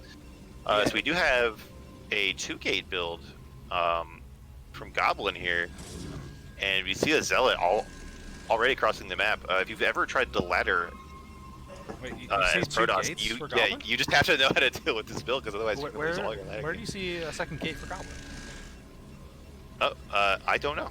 All right, I thought maybe he canceled it, or maybe I just hallucinated it. I don't know. I think you saw a cyber core. They're both doing 1-gate core, buddy. Like all they're right. doing the ultra normal stuff. I don't know what tech gets refunded by, and I don't know what buildings look like. All right, I'm a good caster. Looks like Goblin manages to sneak in a Zealot fast.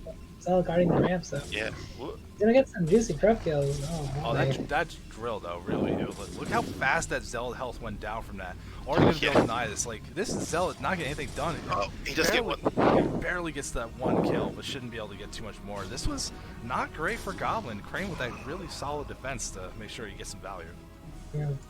I mean, I think it was an okay trial because he did force those probes to drill, so that was like lost money time, and he did kill off one probe for his effort, so it is an okay trade. I think he thought that he did not make the probe behind that, or he did actually. Well, anyway, yeah, okay, it was okay. He's a little behind somehow, but well, we're it was okay. We're seeing a little build divergence from the two players in that kind of way that you might expect, especially. We got 2 gates and a robo on the way for a Goblin, and so that's going to be like that super standard. I don't know what you're doing, but I just want to be safe. Crane being a little bit greedier, just on the 1 gateway, gets that fast robo, adding the 2nd gateway after the fact. So, like, they're both getting to that same point you're expecting, but Crane's robo definitely a lot faster, but trading a little bit of goon production to get there. Oh, he's getting a good fight versus one goon of Goblin in the middle. I don't know if he will take down this goon, but he's going to get some serious hull damage on it. They're going to make it even harder for Goblin to get on the map. Kind of waste the advantage of these 2 gates, at least for a while. At least delay it coming out. Yeah, this is a really good position. I think Crane can do a lot of damage here potentially. He needs to let this off to take the damage. He shot his own Zealot, I think. Oh, but so he gets the goon here. He's charging up the ramp. I don't know how I feel about that. Like, these goons are definitely going to die here from Crane. He just gets some scouting in to see what the build is. Yeah, but he loses all of his goons. That's not great. Yeah, I don't particularly love that choice from Crane. That was a lot of units being traded back and forth, but we actually see from Crane immediately rushing that observatory wants to be on the safer side of things, while it's like both players getting the robotic support bay at about the same time, but instead of that observatory, it's a fast shuttle. Goblin definitely going to be able to take the initiative and get the pressure on the Crane. Yeah, and do you see an observer from DM Crane? You know, he did see that. You know, his opponent was safe. I'm kind of surprised you went through with that after seeing the robo. Well, even if it doesn't help you in the fight, it's super useful just to get that observer, because you can get that over and know if they're trying to take a nexus, or are they adding a third gateway, or like how hard are they really trying to go, or even just position it to scout for a drop that you couldn't like get a pilot out on the map to help you. But there's definitely some utility to this. It's just not anti-DT. Definitely we can cross that one off the list.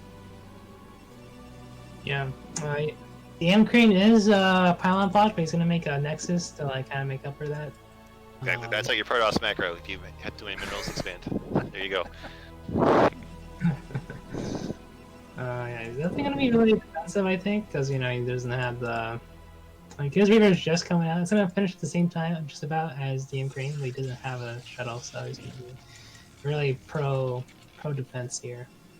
Yeah, Crane's just really settling in. Plan to take that Nexus nice and fast, and with that Observer, be able to see, like, oh, you didn't expand. All I got to do is hold on. If I hold on without taking big loss, if I don't have to sacrifice this Nexus or cancel, should be feeling pretty good. But you can see the move out here, and you should be able to see that there's a shuttle with a Reaver on the way as well. Decent amount of units from both players, but not having that shuttle to micro the Reaver, always a little bit dicey for Crane. But it has a shield battery. Oh, I love this. This is cute. This is a cute little tech. It's nice, and there's more goons here. So I feel pretty good for Crane, especially with this much faster Nexus. As long as Crane doesn't die here, Crane's going to be in a very comfortable spot in this game. Yeah, it definitely seems that way. Faster Nexus. Yeah, like, there's only 5 goons here. Like, these goons from Crane could just run up and snipe the Reaver without being punished. I think he needs to, like, just attack with the Reaver and just pick it up. I think that's what he has to do, kind of like tease Goblin. And here, trying to move forward, but this is big, and actually killing that shield battery gives the window a little more area to move forward. A lot of things lost from Crane. Oh, the shuttle from Guttle, and yes, the shuttle and the Reaver go down as well. So Goblin taking a big loss on that attack, and should not feel comfortable anymore with this Nexus. Keeps trying to put pressure on, but Crane's army just is far superior now. Yeah, that was disastrous. But you know, fair try. But you know, I think it's gonna cost him the game because he's just so far behind now. Yeah, he's gonna have a hard time defending his own Nexus. We see a shuttle about to come out for Crane, so he'll be able to bring his own Reaver on the attack, and he still has way more goons. Goblin's gonna have to get this. Oh yeah, Goblin is making a shuttle and then a Reaver, so he's gonna have a really hard time defending. Yeah, definitely, and just actually hitting that point where that Nexus can cancel. Not that you'd want to cancel at this point, but like Crane definitely going to be able to put the pressure on. You can see moving across the map now. More goons on the way. Shuttle as well. The Reaver crawling. Hopefully the shuttle picks it up. The Reaver missed the shuttle somehow. Oh, here we go. All right. He's turning around. It's all good. Like, he's coming. We're going to be good. But you just look at this force from Crane. So many more goons. Big concave too here. And Goblin trying to poke out. Takes a free loss that he really cannot afford right now. Yeah, I mean, I think he's, you know, this has been a running theme. And he keeps like diving in with his Dragoons headfirst into, you know, situations that he can't possibly win. But unfortunately, he's doing that. Trying to do reverse. He just picked off the shuttle, but the Reaver does survive. Goblin is about to get his own Reaver and shuttle combo here. See if he can pull off a sick defense here, but I think it's taking him too long to get it set up. All of his goons are dying. Yeah, it's really concerning. He needs to focus down that Reaver. Oh boy. He's getting tucked away. He's going to try and get some juicy hits on the probes. Nice probe hits. Oh, he's trying to pull probes to kill Reaver. That I can tell you that literally just never works. The Reaver goes down to the other one. Super low. These goons are going to be able to keep the pressure on. Crane clearing out pretty much everything down the bottom and has that goon advantage. Still rallying drop it. Oh no, another shuttle and Reaver going down. Tragedy strikes. And Goblin tapping out after losing those. It's hard, man. Yeah, that was just awful. That was tragic, I think, but very valiant by Goblin. Yeah. PvP, just one of those matchups, and I even got it like in my description on Valnet. I'm famously bad at Reaver, so I feel that with both hands when it happened to Goblin that match. Like, because trust me, that happens to me every single time. It's just the worst experience where it's like, I got this plan, it's so good, I just gotta not lose this, and I lost it. Like, it's so hard in that matchup to live on that nice edge and manage to get the aggression done. But that defensive Crane was just so patient, it felt really good. Yeah. Alright, into our next game. It's gonna be George versus Bamboo, two very familiar races. DT, I like this matchup.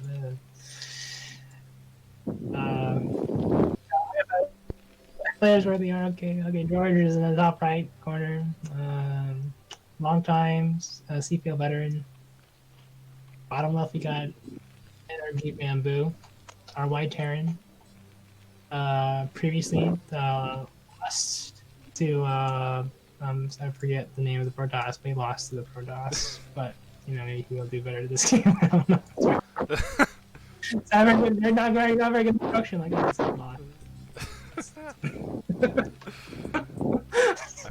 I forgot the name. Like, you're handling the intros, I'm like, he's trying to put me out of a job. This is not great. He's introing the players and everything, and it's just fumble. I'm like, all right, we're good. I'm feeling okay. Job security feels good. There's always job security in CPL because no one else wants to do it. Like, we got some nice casters, especially this season. A lot of interest, so I'm excited to see when some of these new faces get to the casting thing. But the casting coordinator thing, nah, no one's really trying to step up and do that. Oh, we're seeing this from George again. This 9 pool apparently just loves this opener, this matchup. That's wild to me. Man, this guy plays 2-player maps. He gets it. Yeah, we'll see if Bamboo scouts as early as Exit did in that first game. Yeah, it's really. Yeah, he does. All right. Yeah, I don't know. Does the SUV actually get there before the pool's finished? I don't think you're gonna have quite the warning that Exit had against this opening. Yeah, that's a good point. It looks like the travel time might mean the spawning pool Yeah, okay, the spawning pool's definitely gonna finish. So it might be the last warning time here for Bamboo. Maybe won't be able to just smoothly put that bunker down at the natural like he did that, like Exit did in that first game.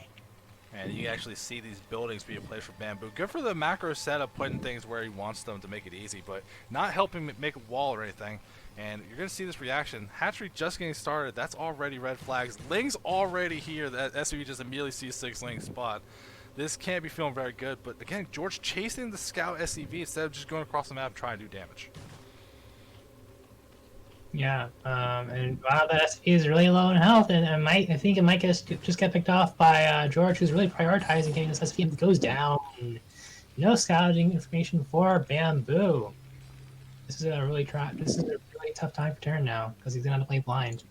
That just feels like such a big sacrifice from George to make these 6 early Lings and then have them all try to kill the worker. Yeah, I agree. Yeah, I don't mind putting just the one Ling just to chase down, force you to keep it alive, or make it like the second backup pair after. But I feel like when you're doing 9 pool, isn't that like the whole point? It's like it's fast tech, but it's also I'm getting in your face, I'm getting some stuff done. The bunker completed, Marines getting in, and an SCV scout going across the map to verify what the next step is for George. All right, here comes the run by. Oh, jinxed it. Yeah, the ramp is blocked. So Bamboo is losing some money. Like they had to build a bunker, they had to pull some SCVs, they had to send another scout, but I don't think it's going to equal out the cost of this early pool and those 6 Lings. He's actually blocking the Oh, he's so desperate not to let Terran know what's going on in the main. He's losing like a ton of mining time though at the same time. So yeah, that's good. That's really expensive. Like you already have 6 Lings, have the Lings block the ramp. It's like the guy is committed. I can respect this dedication. Yeah. So, do you think we're gonna see something unusual from Zerg, or do you think he's gonna play standard and just bait his opponent into thinking it's wild but blocking the ramp? Yeah, I think it's gonna be the latter. Yeah. I don't get it. It's like this kind of move, like losing the drones to block the ramp instead of using lanes or something never feels particularly great, but it's not like it's like against Zerber's Protoss where it's like, oh, maybe it's Lair, it maybe it's 3-hatch Hydra. Like, what's the all-in you would do? It's always going to be Lair tech. It's like the only thing at that point is like, is it lurkers or mutas? I'm getting an eBay either way. Like it doesn't sound like just the plan just doesn't make a lot of sense in my mind. But George clearly knows what he's doing. Better player than me. I'm not going to criticize. All right, well, I'm gonna criticize him. You can do it. I'm not going to yell at the authority to criticize certain things. No, just joking. He's kind of got him as a long record. It's like, okay.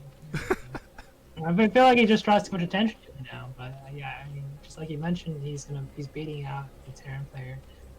Good thinking he's doing something crazy and out of the ordinary. Yeah, so we see 2 early comp sets here, and no eBay started yet. Looks maybe he'll scan the Spire and start an eBay. Maybe that timing works out, but it seems like a little unusual from Terran, right? Maybe he got spooked by the drones on the ramp. Well, while you were doing that sentence, the eBay got started. So don't worry, CPL nice. curse. Yeah, CPL caster curse.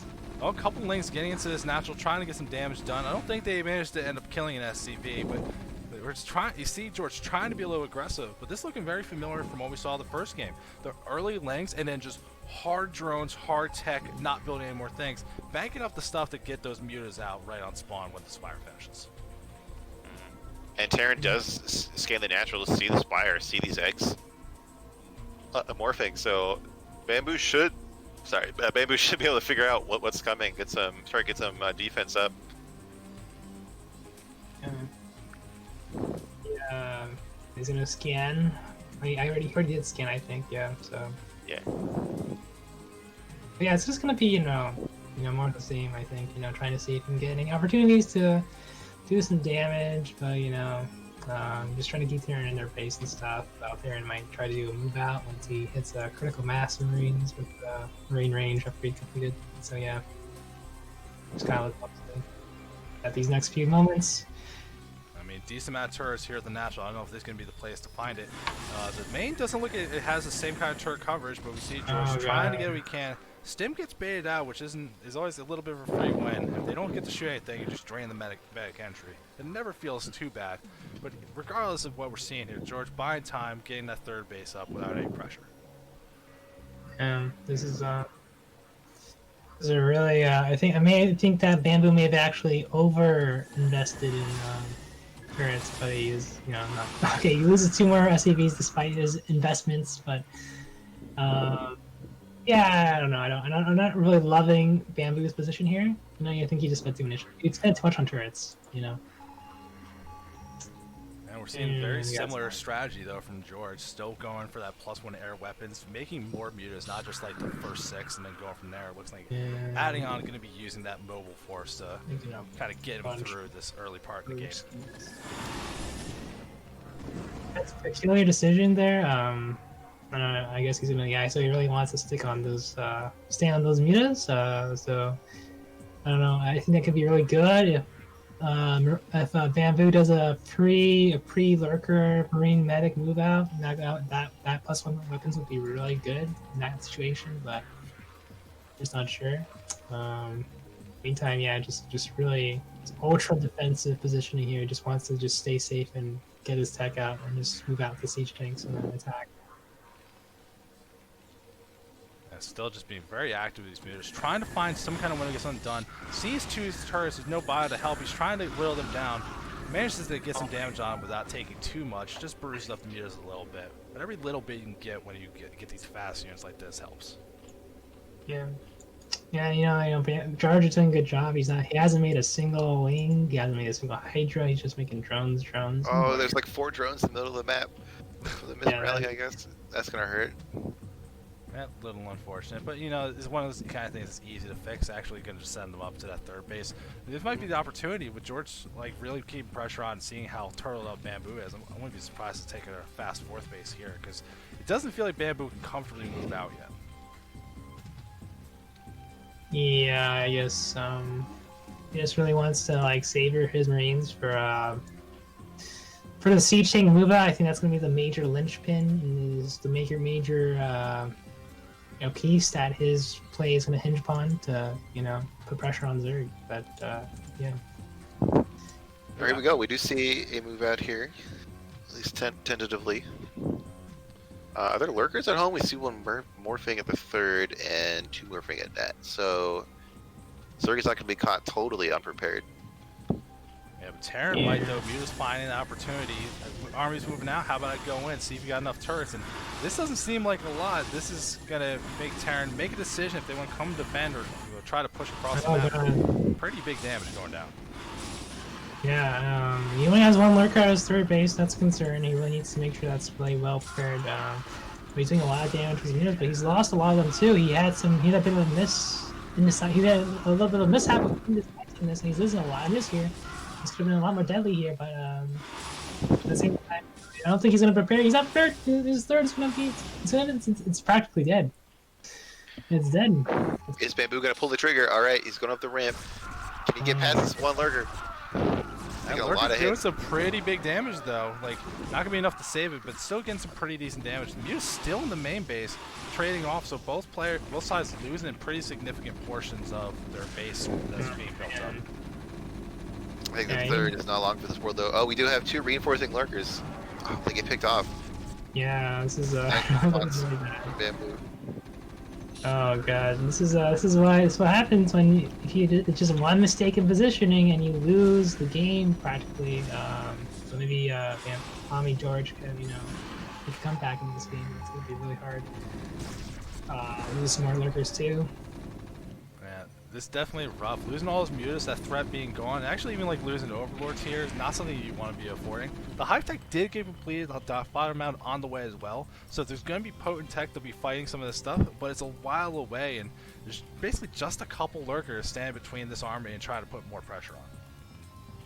Yeah. It's like it's just such a crappy feeling, being in this position. But just gotta do what you can with what you have, which is not much. But you gotta do, just gotta do. You gotta make do, you guys. Gotta make do. Well, There's even much language. That's a pretty good start. So. Yes, you need every unit. Yeah, I mean it's really critical. He's making a third base here. I like this kind of like switch up to the ninja base. I think it's a smart idea. He just needs to get just a filer mound and stuff. Oh my god, there's a drop ship. Yeah, drop getting ready to go up. Yeah, actually, there should be preparation for that. While George had the mutas in the main, did actually see the dropship get made. So as long as you remembered it, wasn't paying too much attention, focusing on other things. He knows it's there, but that's still just one of those things. If you're a little out of position, dropship or stim marines can do so much damage so fast. Bamboo is scanning and seeing this ninja base as well from George. So Bamboo looking like they're in a strong position. Yeah, and this drop is about to scout the attempt to remake the third here. Oh god, he's got marines already going to the bottom right, so 2 bases are going to be shut down most likely. These vessels are starting to irradiate lurkers. I feel like George's chances in this game are just getting smaller and smaller. Yeah. Yeah, the supply is so low for Zerg. Most of it's still drones. You see, like, techs trying to get there in time to fires on the way, but like, it's just not going to be enough. Like, even this Nias Canal, there's no reinforcements. These bases off to the side getting taken out. So George back on 2 base while Bamboo's just sitting there with a very scary army and a dropship moving into the main.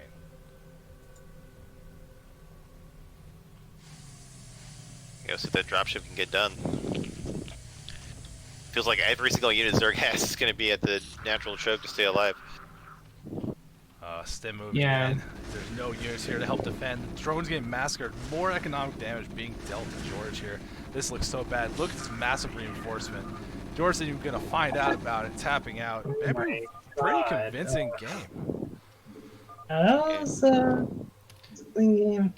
Yeah, it seemed like George was doing really good for so long, and then George made like 1 or 2 mistakes, and Bamboo just snapped his neck. Killed all the units, killed the third, shut down any attempts at a ninja base. Yeah, that's how you win a game. Yeah, the shenanigans not going quite in the way for George that time. Yeah. I think the biggest decisive play was just not having the lurkers at the third base. I like what George was trying to do. But he just didn't have lurkers at his third base to, to deal with the counterattack. So, yeah, that's what really, hurt him in the end. I mean, it Looks like also it looked like a good opportunity for the Mutas to go into the main while the army was out, but isn't that always kind of one of those things? It's the threat of Mutas that slows down Terran army. When Terran just goes, screw it, let's trade. It's probably going to go in favor of the rage with stem. Okay. Now on to the next game. We got. I'm sorry. Does anyone else want to do the introductions? All right, in the top right, we have Exit Nas in the red Terran. In the bottom right, Crane, the Brood War streamer. In the bottom left, the black Protoss. The Brood War streamer? Brood War streamer? Yeah, I mean, he's a streamer. I couldn't think of anything else. Professional trash talker. Excuse me. There you go, there you go. Yeah, so this guy beat the other guy. I don't know who's that. I forget the guy. Oh no. Yeah. No, I think it was Bamboo. Yes, I don't know. It was he went just for the PvP. Was that a PvP where he was I forget. We got the Bamboo himself in the chat. Assuming there's only one person with the name Energy Bamboo. Crane hasn't played for 2 days. That's such rust. So much rust. So much rust. Like, do you even remember how to use a keyboard at that point? Yeah. I think he's just gonna try and lure. I just think he's luring. There's a little exit here. Like, oh, I beat this guy, but he was rusty. Or I lost to this guy. How could I? He was rusty. It's there. But no, I think on a serious note, yes, it's gonna be a little rusty. Yeah. So last game, Crane and his opponent both went for like safe, economical play. Do you think we'll say that again? Yeah. Yeah. Yes, I do. Yes, I guess so. Well, at least from Crane, that's he's like every time I see him play games, he just has that kind of touch of just like, we're gonna do something normal, stable. I'm gonna like refine this like we're doing the normal thing. So if I was gonna put odds on it, like Vegas odds, if he does 3 base arbiter again this game, probably like 1-1 even. Yeah. And again, this little cute pylon. I'm gonna steal this move. I love this move with the smile. Well, yeah. I think now that I think he might keep his opponents by like he place his pylon, his second pylon in his main base. He'll be like, what the hell is going on? This is totally not Crane. Why is his second pylon not proxied? And then that might draw more concern than if it had been proxied at his natural. But he was scouting for proxy of the Terran. I guess that was really interesting probe movement. Yeah, it's actually even going back, not even going across the map. Yeah, not even scouting Terran base. I think he's just gonna scout with the Dragoon instead. So this is definitely like that kind of safe opening. I want money. Let's get that economics going. Exit gonna be moving the SCV. Won't see that outside pylon. So when he gets in the base, he's gonna have to figure out if something's awry here. I like how he has like 2 probes behind the gas. I feel like that's really intentional, or it could be accidental. Either way, I really like it. It is normal to take off 1 probe when you start range. Is it? I would never do that. I'm never gonna remember to put it back. It's not like required, but it is. Yeah, that's the problem. You forget to put it back. But I remember like I timed it out myself to see how it would help me, and it makes me get the expansion like 5 to 7 seconds earlier. That's Crane may have seconds here, and there goes the Nexus. It's a little like he made 443 minerals, so I'm gonna be a little picky about that. But because he pulled his probe out, that balances it out. So now it's normal. Yeah. Exactly, normal timing. So it looks like we're gonna see FD here from Exit. It seems that way, but this Dragoon already kind of getting an idea what's going on. Managed to get a Marine kill, sees the move out, and Crane's been pretty diligent about not losing things. As I say, that takes a bunch of damage, but barely survives. I didn't curse it. We did it, boys. All right. And I'm looking at this gateway. It just now started the 4th goon, and like 4 goons is the number that you really want to get to stop this. So it's going to be a little bit spooky. Crane can maybe take advantage of all these high grounds. But it looks like he's just giving up all that ground, maybe realizing, oh, I took too much damage on this goon. I don't want to risk it just yet. This is a strong little push, seeing how weakened he got the 1 goon. And you can see it here. Lots of Marines, 2 tanks, and an SCV, so that's going to be able to set up a bunker, get their repairs going. This is a little bit intimidating because Crane's stuff not forward, not going to be able to kite it out, get some free damage. He's not going to know how strong this attack is until it's at his door. Where's this probe going? This probe's going to sneak something, but we may not even see that come to fruition. I think we saw this move before. It just it looks like it's trying to go around and scout, but it's taking the path the army wouldn't take, so it doesn't get caught midway through. Trying to maybe see if the expansion's been taken, but I'm much more critically worried about what we're seeing here at the front. Oh, there's even siege mode. Oh no, it's gonna be rough. You're like exit NOS, just speedrunning the entire game rather than just like thing. You just opponents run with 2 things. Crane does have 3 gateways.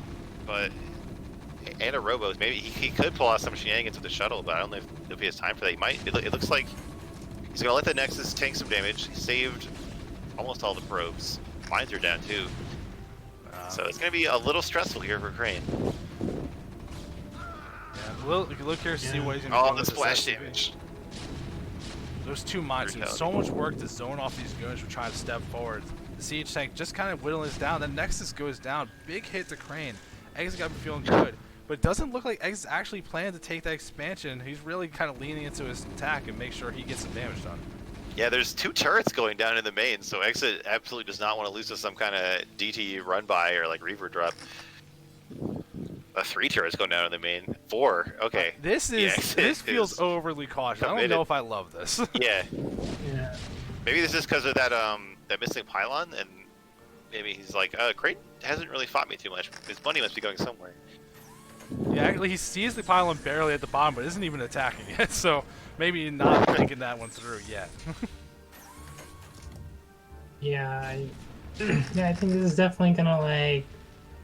I think that all these turrets are really gonna help Crane get evened up with the Terran player.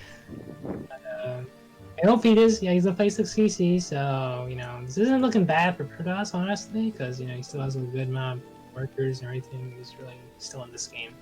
Yeah, normally if a FD kills the Nexus, the Terran feels really good, but he spent like 600 minerals on turrets that aren't going to do anything, and Crane still has more probes. So, he did until very recently. So yeah, I'd say this is pretty even. Yeah, just a little unfortunate for Exit being that cautious. We're actually seeing this shuttle being made. Well, there's a decent amount of turrets up. I don't know if he's going to be able to get the plan looking like he wants to drop some zealots, try to get something done. But there might be an opportunity just to elevate or something. He might be able to find a way to have this contained, because Exit has not been reinforcing this. Just been setting up some turrets, taking what he has, and just accepting that amount. Yeah, and Ooh. Sorry, go ahead. Sorry. It's like maybe Crane is. Go ahead. Sorry. He's making some. He's like dropping some. I'm not sure if he was gonna try like elevator some units down, or he's just gonna go for it. Never mind. He's gonna go for it. Right, here we go. He's going for it. Definitely losing the shuttle, but these zealots get in the mix on these tanks. When Marines were a little bit out of position, killing that pylon, the mines go off and take out 1 goon, but not a whole lot. Goons managed to get forward and clear up this attack. So Exit. This is rough for Exit. Yeah, that was really bad for Terran, but yeah, very very nice bust from Crane here, starting that Nexus as soon as possible. But I don't think Exit is in danger of dying anytime soon, and he does have that natural up, so he's still going to be a little ahead economically for a little bit. I feel, especially if Crane hadn't lost that observer, he'd be in a much better position to cross the map and threaten the Terran, but without that observer, he doesn't want to walk into mines. as it turns out, there are no mines, but he wants to play it safe and not lose all of his goons. I mean, it's still just a good position we're seeing from the Terran. Having that CC up, so already up on the bases, and there wasn't a lot of reinforcement into that attack, so while it got cleaned up pretty heavily, it's not like there's no units back at home. There's still some T-tanks in a pretty annoying position. I actually just really loved with the exit with that thing, if he built a bunker to protect those Marines and protect the tanks, that I think that would have been so much more effective. Oh, and we have him completely walling off here and going up to 4 factories, so I feel like we're going to see a strong 2-base push here, trying to punish Crane if Crane is too greedy. And I don't know, let's see, I don't know if Crane has scouted these factories yet. And his turrets they might pay off and drive away the Observer. We'll have to see, because Crane needs to know what Terran is going to do here. Observer gonna get in. Sees exactly what he's dealing with. Not that much, but that wall's big enough. Yeah, it's gonna go down. I think exit. I feel like he feels like he is ahead and just needs to like run away with the economic advantage at this point, which is I think he's totally right. He just needs to build up a bit, maybe do some attacking, or expand or something. Might just go for a 2-base push. That's what I'm thinking. Maybe he's going for the starport. He's gonna do some dropship shenanigans with his army.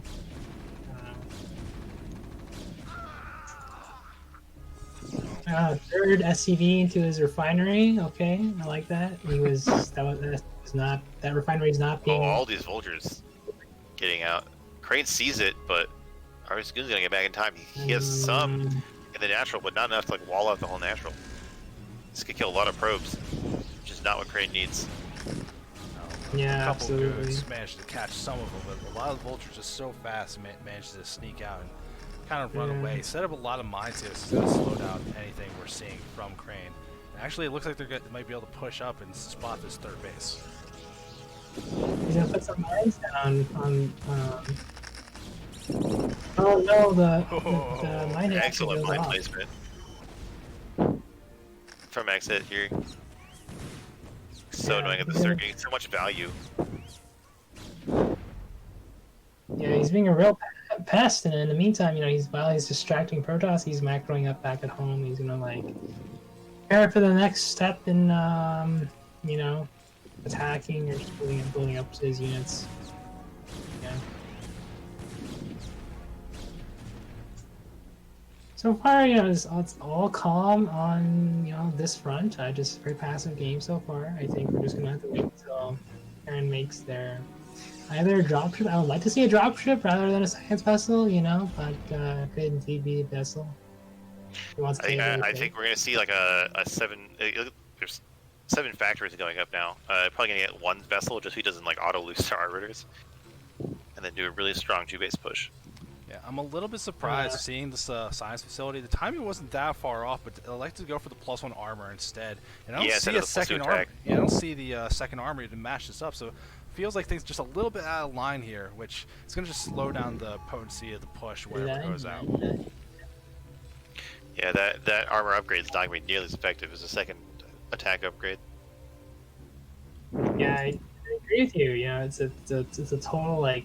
It's +5 upgrade, or +5 to every the arc light cannon when the siege tank is sieged. So you really want to go for that over the armor. Look at this arc too. These goons. If actually walks into this, it might be pretty gross for him. Okay, he scans ahead. Okay. But decides not to move out. I mean, just kind of poking out these vultures, not taking any critical damage, but exit probably feeling pretty good. He knows Protoss on 3 base, didn't take the 4th yet. He's powering up to a pretty big push. I don't think he's feeling that worried about whatever Protoss is doing here. He's just kind of doing his own game plan. And when you see the supplies even from these 2 races, that's usually a good sign that Terran's in a good spot. Yeah, I like how his tanks are hidden away in this corner here. He's like, you know what? My army isn't here. And just confuse the Terran Protoss. I don't know. They're there, but yeah, interesting. Well, like I said before, so my even Vegas bet to barely win any money at all. The 3 bases. Here comes Arbiter Tribunal. Crane just doing the stock standard. It's standard for a reason. It's because it's just so effective and it gives you so many options to get some stuff done. Craig giving up his position right as soon as Exit starts to move out. I feel like he could have gotten some pot shots with his goons. Yeah, I think he could have done that certainly. So, he's like one of the most vulnerable, most trickiest positions when they're trying to do the move out. But he's not really gonna exploit that. I guess he's just gonna. I think he can position his army though to backstab potentially, and try and slow him down and stuff. So that's good at least. But who knows? It's a pretty scary army from Exit being able to push back. You see Crane very much respected, not even trying to contest, just forcing the siege and immediately backing off. But if nothing else, it's going to give that space for Exit to, go up to that 12 o'clock base, take that next base for themselves. And it's going to hit well before Arbiters are really going to be effective here. You got to shuttle with some Zealots in it, but otherwise, it's just kind of the core gateway units, and they don't really have upgrades to back it up. Yeah, the first Arbiter isn't even done yet. Oh, this is so bad. The Protoss army is pretty out of position. Exit finding a little pocket that he gets to attack for basically free. We'll see if These mines are really close to these tanks, though. Yeah, the Vulture's on fire. Oh, darn. There we go. Excellent mine drags. Good demation to slow things down, though. Surrounding these tanks. Really good engage from Crane. Yeah, this is just a complete domination here. Wow, that went really well. That's such a painful kind of loss to take, because that whole time you're looking at Exit, he's like, oh, this looks great. This looks so solid. Everything's making sense. But just one bad step, everything going too far forward, not covering that flank with mines or anything like that, and just easy cleanup for the Protoss army there. Crane robbing that win a little bit, but still, And that's why everyone hates Protoss. Very true.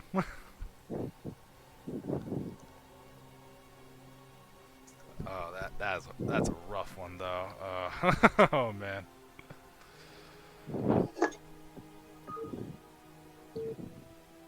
I still like though all the games we're seeing today. It's just a lot of solid macro games doing the kind of builds that you want to look. You can get that examination on, get some new ideas, or a little bit of wild stuff. You want to take that 9 pull from George. like we're seeing some very fun things, but everything's developing. It's not like cheese. It's not ending on the first push. So I'm having a good time watching it. And we're going to introduce players for this next game too, because I'm sure this one will be another fantastic game. In the top right, in the white, we got Energy Bamboo. And the bottom left in that olive Protoss color. Again, like that camouflage effect matching the grass. It's a goblin. Yeah, Ivan in the chat pointing out the attack was with 1-1. That is correct. The +2 upgrade was like halfway done because things got a little bit out of order. Maybe not adapting for when to push out for that. But I think that was just much more positioning than the upgrades, honestly. Yeah. Yeah. So, I don't know, why do you think this game's gonna pan out, knowing Bamboo is, I don't know, I guess he's the a Goblin is, sorry, I didn't mean to cut you off, but the Goblin is scouting really early with his probe. I can only imagine it's for a gas steal, but you actually don't really want to try to go for gas steals in these positions, because the gas is, all the way on the other side of the Terran base. If the bases were swapped, and Terran was in the bottom left, then you want to go for a gas steal because it's such a shorter time to get to the gas geyser. So I'm kind of worried that this probe's going to get here and Bamboo will just casually take his gas to prevent being stolen. I feel like Goblin's going to make a really complicated calculation and just okay, never mind. He's just going to go for the SCV. Yeah, I'm talking about the calculation. Okay, you know what? It's too late for you to go for the gas. May as well prioritize the SCV, and then there's all these calculations, mathematical equations going on. It's work to do. It's workplace harassment. It's like those, you ever see those little car bot videos where it's the probe harassing guys while they're trying to build buildings? It's like seeing it in a game. It's so freaking hilarious.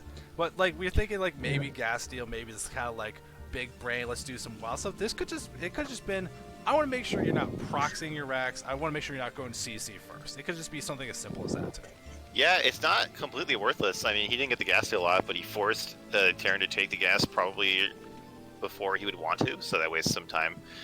He had to pull an SCV or two. You know, he had to take some damage on workers, so it's not a complete wash here.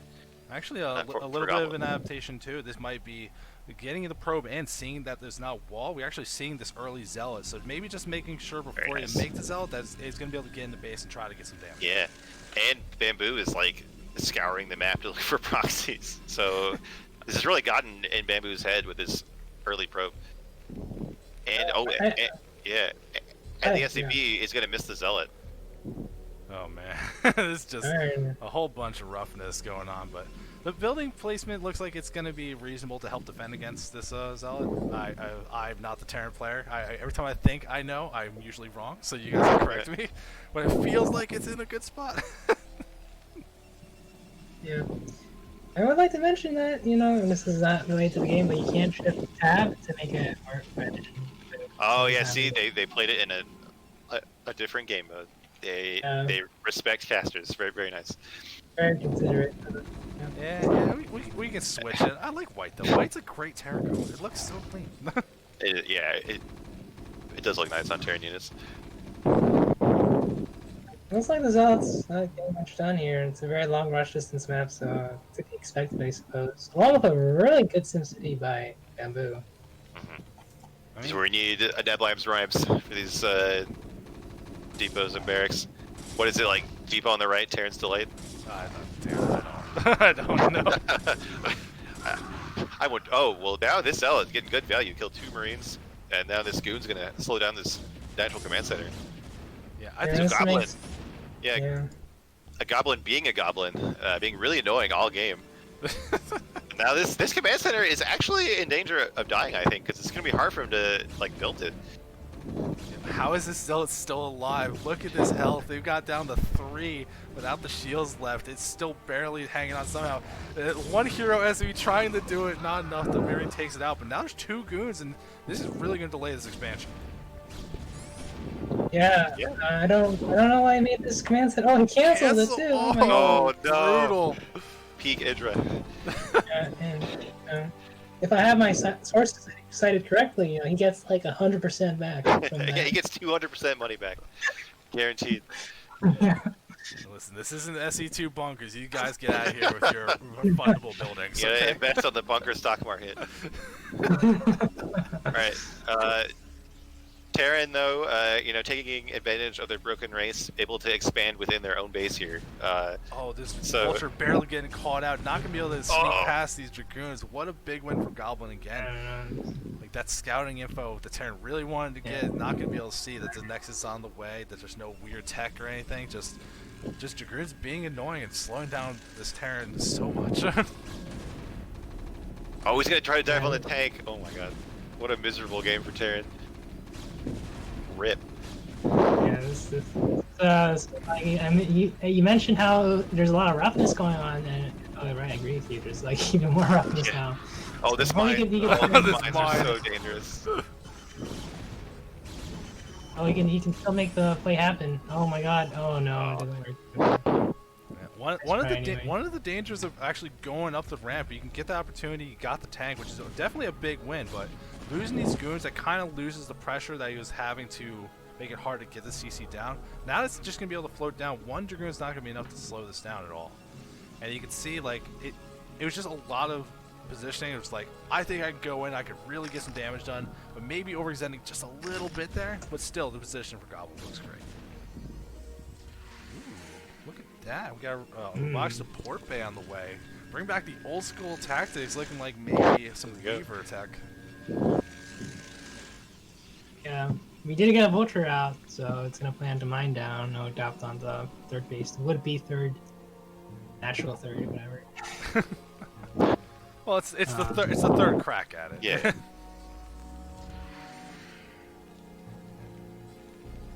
Game stabilizing here a little bit, but it's gonna get real unstable when that Reaver comes out. Well, you say that, but the Reaver seems like it's quite a ways away. One of the big things about when you're going to like robotic support bay You can wait until the shuttle's in process to make it. You don't have to spend the money right away. You can see right Yeah. now, it's a shuttle that queued up Revest. That drop is still going to be miles away just because the investment was just a little bit out of order, slowed everything down. Yeah, I think there's a lot of breathing room, like you said. I think I'm interested to see how Bamboo's gonna do. I guess he's gonna be able to scan for it, I guess, and then you'll know to make engineering bay, you know. Then yeah, I mean, after everything's been done, after everything that has happened, you know, keep losing to the first tank, losing the command center, losing the first two Marines, yada yada, you know, all this and that. It's not that bad. I feel like Bamboo has done a really decent job of recovering, you know. Yeah, one of the big things that I was noticing throughout all this pressure, Goblin really keeping the pressure up, trying to be aggressive, get a lot of things done. Wasn't super on top of keeping the progress up while going on. I feel like that probably should have been more significant given how much faster he had that first Nexus. So Bamboo is sticking in this pretty well after losing some SCVs, losing a bunch of these early units. You can see like kind of stabilizing, trying to get into a late thing. And I like the choice here, just 2 factories. Now you're getting eBay. Now you're just kind of building up where it's like, I'm not planning to move anytime soon because I know I can't. Exactly. This is how you play when you're behind. You know, stabilize, and then try to lengthen the game as much as you can. You know, give yourself as much time as possible to build back your strength. We do see this shuttle turning around in the middle. Oh, okay, can pick up a goon. Maybe. Alright, there we go. To support the drop. We see that eBay finishing. Are we going to see turrets to prevent the drop or turrets to prevent GTs? I'm thinking a Looks like there is one behind the mineral line here. Thinking a little bit of each. Definitely one at the front though. But the mines are already there. Like I think you're a little bit okay. You don't have to rush to get that detection. A mine's gonna spot this shuttle though. Little unfortunate that Goblin's gonna see this. Let's get right between 2 turrets. Oh no! This drop not where you. No, he picked it up and then. I have been there. Oh man, I know what that feels like. That's gonna feel pretty bad. Yeah. Okay. I think he's like, you know what? I need this game to be closer. You know, whatever. He's like, oh, at least he was so close earlier. Let's spice it up. Evens the game up, so it's not bad. It's not all bad news for Tops. It's definitely not all bad news. Definitely the kind of thing you don't want to lose. You can rush for that tech and try and get something. Vulture getting in. Might be able to get some harassment done, pulls his Protoss army back. But really the big thing we're seeing here is like those mines that get laid out so much earlier to stop that third base whenever Goblin tries to take it, they still haven't even been encountered yet. So it's going to be a while before there's actually a third base going down. And Bamboo probably feeling pretty comfortable. It's like, you still on 2 base? That's probably okay. It's probably not that bad. Well, I mean, this looks like a bulldog or something, right? Like 7 gateways on 2 bases. Although he doesn't have a shuttle anymore, that's gonna be kind of hard. He remade another shuttle. Okay, is it out somewhere? It's oh yeah, out. okay, Not never mind. natural. I'm bad. All right.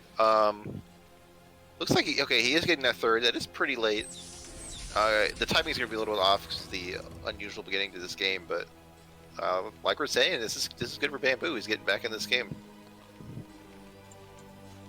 Definitely not that bad. We do see an armory with a weapon upgrade on the way, so we're going to be able to keep up and get the kind of plan you're looking for. With Vulture, you're going to see if there's any really crazy things happening from Goblin, but looking like they're just going to establish into something pretty normal.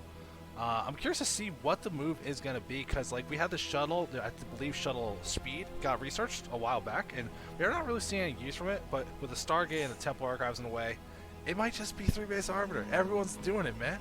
Jump in. It's great.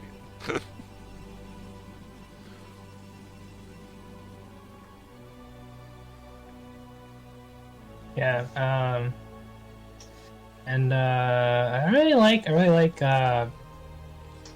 what Bamboo is doing here. He's making like a lot of factories. He's making this Star part. Look, kind of reminds me of what Exit Nas did. Hey, Exit Nas did versus Crane. I feel like, little deja vu there. So let's just see if it's more successful this time around. Bamboo is like, okay, this game's been a bit of craziness, but I've seen my predecessor making a bunch of mistakes. Maybe this is my opportunity to try and clamp down and make a big attack and just try to end the game and end this abomination of a roller coaster early. It has been quite a roller coaster indeed. So let's just see if it's more successful this time around. Bamboo is like, okay, this game's been a bit of craziness, but I've seen my predecessor making a bunch of mistakes. Maybe this is my opportunity to try and clamp down and make a big attack and just try to end the game and end this abomination of a roller coaster early. Big vulture move out, trying to find something and get something done here. Laying some mines, but getting caught up in the units. Does see that the pro is starting a 4th base, but I don't think it's really going to be able to slow anything down too much. Plenty of observers and plenty of dragoons should be able to slow all this pressure down from these vultures. And we do see the shuttle loaded up with some zealots. Wonder if they're going to try to make that move or if they're just trying to position out on the map. Yeah. And I will say that, making this 4th base, I mean, it could be a risky investment because will you be able to reap the rewards of this 4th base before the brunt of Bamboo's attack comes in? This might be playing the Bamboo's hands, actually. But he only does have 4 factories, and he's getting his command center now, so I guess he's not going to be aggressive. He's going to be, like, passive, which is really surprising. But he is going to get his +2 weapons soon, I hope. Yeah, science facility is done. That should be the next thing. One of those big reasons you get that science facility is to keep those upgrades rolling, because once you get maxed out, you get that 3 attack, it becomes a whole different game with pros trying to engage you. Especially on a map with this, with so many like high ground changes and everything. You really just want to put them in the grinder. Yeah, Caritas is gearing up for a big attack here. He's going. It's a little bit of a meat grinder formation here, as in his units are going to go for the meat grinder, but the mines are clear. They're going to the zealots close distance. Tanks are positioning. Some tanks in the back are not firing though, which is really concerning for Bamboo. Some tanks on the high ground too. Tanks from every which position. There's shuttle flying in though for the high ground tanks. Yeah, this is just really. This is how you say a dissection of the Terran defenses here. It won't be able to get the CC kill here, but killing off all the buildings, slowing down that 3rd base. You can see Bamboo, that army is like 100% tanks, so there's no room to try and move forward and defend this. You kind of just have to let Puros kill him. You can't afford to lose your position and try to unsiege and crawl forward when you just don't have those, like the vultures or Goliaths, something to help shield the tanks while they're in transition. And this is Well, they brought actually, it right over the goods. oh no. You knew they were there, man. They were just killing It's just payback for that Reaver and the shuttle we Yeah. saw earlier. It's Yeah. It's the Christmas Eve and time for giving. Like I just want to give you a dropship too. Like, we're all buddies here. Exactly. Yo. Yeah. I am a little sad about the fact that I think Bamboo could have totally defended this, but he has all these siege tanks that weren't in the battle. He has these 4 siege tanks in the main base, just around the ledge, and he has these 5 siege tanks sieged up right between these 2 turrets. I feel like that was what really cost him this defense here. That's why he wasn't able to defend his 3rd base successfully, and now he's got this awkward position where he's now very far behind in terms of his tank count, where he should be. Yeah, it's such a delicate balance for Terran, especially when they're already kind of behind in the game. Like, you only have so many tanks, and they get weaker the more separated they are. It's really hard to cover all your fronts, and Goblin doing a good job of taking advantage of that. I did see a second dropship making it out on the map. It's moving through the middle of the map. There's a lot of scanning actually from Bamboo to make sure there's no units on the way this time. We're walking into some cannons. Oh, the cannons though! Big damage, but Right. they barely don't get it. It looks like he's going to be able to actually get to this 3rd base of the Protoss and drop some things, get some damage done. And Pro's not being pulled right away. This is actually doing some pretty good damage and slowing down mining. These pylons are actually going to make it a pain to clean up as well. Oh yeah, this upsets me about dealing with Terran drops so much, because you kind of have to wall off your own bases, but then it makes it harder to defend. Although his zealots can get through, so it kind of doesn't need to do that here. I just don't like that pylon, Yeah, Well, the pylon. You make a ritual sacrifice for your probes. Well, in the meantime, we actually see the dropship put a vulture in the main as well. And over by that Terran 3rd base, there's a little bit of an engagement. Protoss try to take the advantage, like, oh, you're trying to do this thing, maybe I can find an opportunity. But walk forward, lost a lot of units for free, even though Goblin still has a pretty significant unit lead. There's definitely a big win for Bamboo, some moves to get him back in the game a little bit. Is the 3rd command center dead? Or did it fly somewhere else? I don't know, it wasn't the main. I think it must have died. I think he must have tried to take it. Yeah, he's building another command center in his natural. So if Goblin did kill the command center there, that's a pretty big victory. Yeah, that's a rough one. Although, I mean, pretty soon his main will be mined out, and he can just fly the command center to the 3rd. So not completely out of it. in that sense. But not really the kind of things you want to be doing, especially with Protoss still having pretty reasonable reign over the map.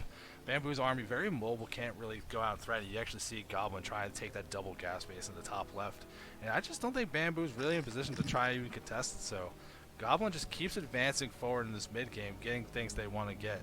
Arbiter is now on the way, as well as the upgrades, and Storm also, so lots of opportunity to make some big plays, but a couple Vultures running around on these outside skirts, also able to make big plays. We'll see if there's an opening he can find. Yeah, I like what he's doing, Bamboo. He's, searching around, scouting with the Vultures, picking off some probes here. This is really what he needs to do to get back in this game.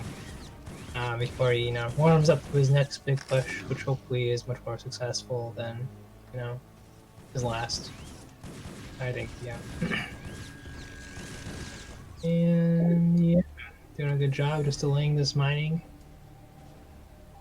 His +2 is finished. He's gonna wait for his +1 plating, I assume, before he pushes out. I don't think you're really in a position right now as Bamboo to try and push out. Remember, we saw what happened last game.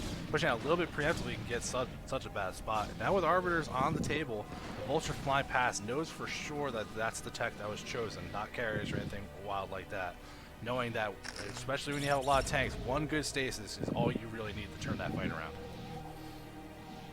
And any push from Bamboo would be completely all in right now. He just does not have the economy to rebuild any forces. Yeah, the third CC finally getting established, and this is going to be a hard position to break without a recall, so I think it's looking okay. We do see Goblin keeps positioning up in this top area, wants to contest this, moving forward pretty aggressively, but there's not a lot of Zealots in the front. Dragoon's leading the pack, so this might go well.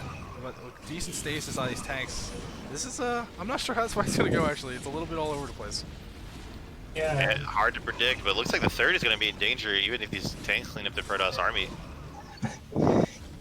This is I feel a lot of grief here, because I feel like it's the same, it's a different battle but same story as the last one, where he has all these tanks just are not in the fray of the battle. They need to be positioned during the midst of the battle, to be honest. But he does actually defend, so never mind. Actually, much different story to this one.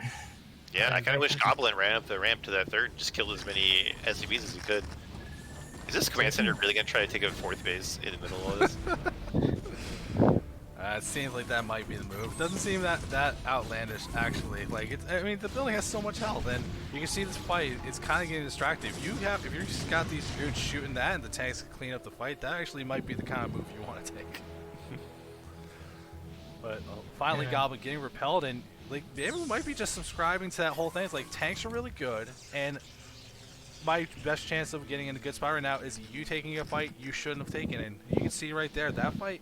For as big of an advantage Goblin had, that fight went a lot more even than it had any right doing. Yeah. I actually want to mention that Goblin also has, he has 14 idle probes. He has, 5 probes that are queued up at his, 9 o'clock. Both of his, 9 o'clock paces. There's 5-10 probes just not doing anything, and 4 probes in the main. So that's a lot of probes. He has 79 probes right now. I think that's, a touch too many probes, so it's not really good. If he gets max, he's going to be at a disadvantage in fights, as long as Terran is also maxed, so it's not very promising. I had to have missed something. I saw the Protoss army with an observer going down to this bottom section by the 5-6 o'clock area to clear out mines and everything. The observer, they walked up that base, the observer was there, there's still one mine just to happen to survive. And it's going to feel so bad if he sends a pro over to make a nexus. Yeah, and that's the one mine that blocks the nexus too. That's so annoying. Tragedy.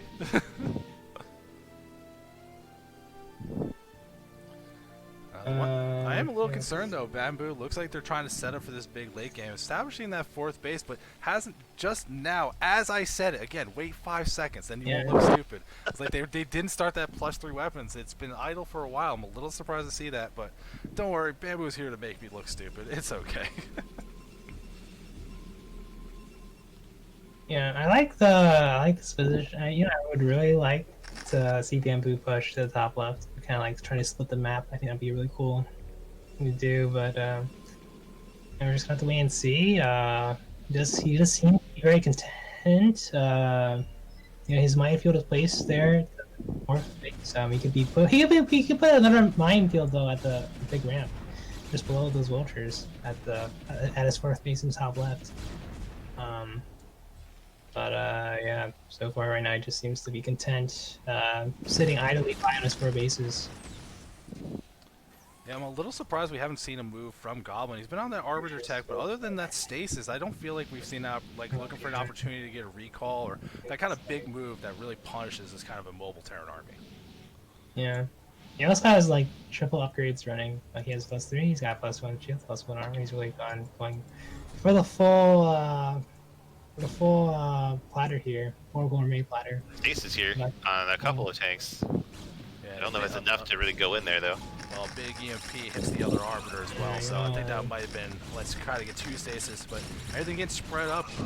Bamboo make it difficult, and this is not a very great choke to try to force your way through. Clears out the mines, but there's plenty of tanks here, but like the fights we've been seeing all along, a lot of tanks just too far away to actually be involved. Yeah, it just keeps happening, but I think this time, Bamboo was a little bit faster with the reposition here, which is going to help him a bit. But yeah, he's being outmaneuvered right now. The Goblin going to the base stats really undefeated, which is very, very unfortunate. These Dragoons getting up in that 4th base, especially that high ground, especially. This is going to make it very difficult. Forces the lift, going to be able to get a bunch of kills, and what are these tanks going to actually do? In the meantime, this also protects his upper left base, so love this move from Goblin. Yeah, this is very unfortunate. It's a little painful, I have to admit. To see Bamboo be in such very good, decent position, but just his tanks, I feel like Bamboo just not like on point exactly for the repositioning of the tanks, which is really costing him a lot of these trades in this game. But he's looking to make a move out right now, trying to make something happen. I just don't know. He's had enough of sitting on his half of the map. He wants to get something done over here. Yeah. And the Protoss army is kind of chilling in the top left. Could give him an opportunity here. Set up. Yeah, he has a lot of money too. I think he has. Well, for a second there, he had more probes than army there. So. That was, there could be a big stasis, but the Arbiter goes down. Oh my gosh! Did it have energy for stasis? I just don't know. Yeah, like 107. I think the Terran has done it. I think Terran has won the game. Yeah, that's it. Get out, Protoss. I mean, you say that, but look at Goblin's bank. 5k versus Bamboo literally on fumes and lost the 4th base. So while this attack's doing a lot, I think Goblin, even in this spot, you can lose this base. You could probably even lose the top left and have plenty of resources to reestablish further on. Bamboo, is getting damage done, but I don't think it's enough to actually put him in a good spot. Yeah. Like, this is going really, really well for Bamboo, but it's going to take more than this to win the game at this point.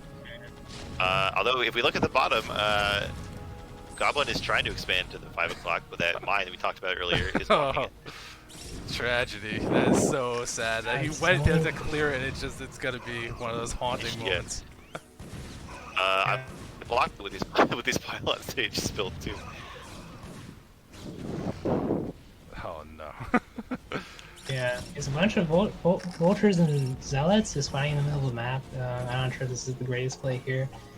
I think the Goblin right now, if he loses a bunch of units carelessly, he could really be in a bad position, like an unwinnable position. So he needs to be really careful about just throwing away these units. Yeah, it's getting dangerous. So he's trying to transfer probes, or I guess probes are just mining from that 3rd base that died. He's gonna lose a lot of probes here. This is looking really good for Bamboo. Oh, this game is just crazy, man. Yeah, and now Bamboo's threatening the top left, so Goblin might be left with no income in a little bit here, and he's burned through that bank real fast. Yeah. Got it's the 2-2 3 upgrades. Yeah, oh yeah, if it's some of that, the 3-2 upgrades. Terran gets so ridiculous with the 3 attack. And even Protoss. Yeah, but I mean, we don't get +5 attack on our tanks when we upgrade. And who cares about +2 armor when the tanks are doing 85 damage, right? Very true. The shields are regenerable, so they're regeneratable. That's true. It is. They also explode in one hit because they don't reduce any damage. Yeah. Big move. Let's see here. Goblin trying to break this position. Bamboo did spread his army out over these 2 bases, and once again, spreading the tanks incorrectly might be his downfall. Looks like they're getting cleaned up. Really nice engage here from Goblin. Oh, the probes almost got mine dragged. I think Terran just won the game, like, again.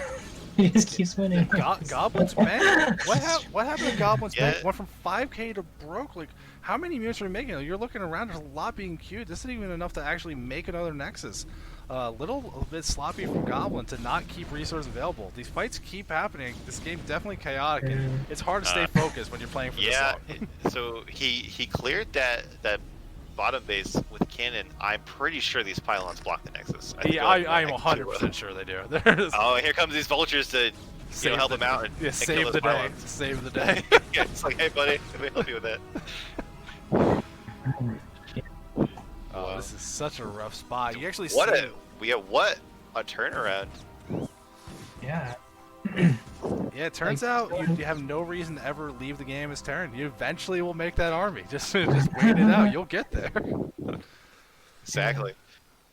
Oh man, we see Bamboo. He's establishing that fourth base again. Finally, we got a lot of long distance mining, and the Nexus being made at what was the fourth base for Goblin. But look how low these minerals are. Like, it's worth it to make the Nexus here, but that's not the one you should be prioritizing first. Yeah. Yeah. You're barely gonna get back your investment on that one.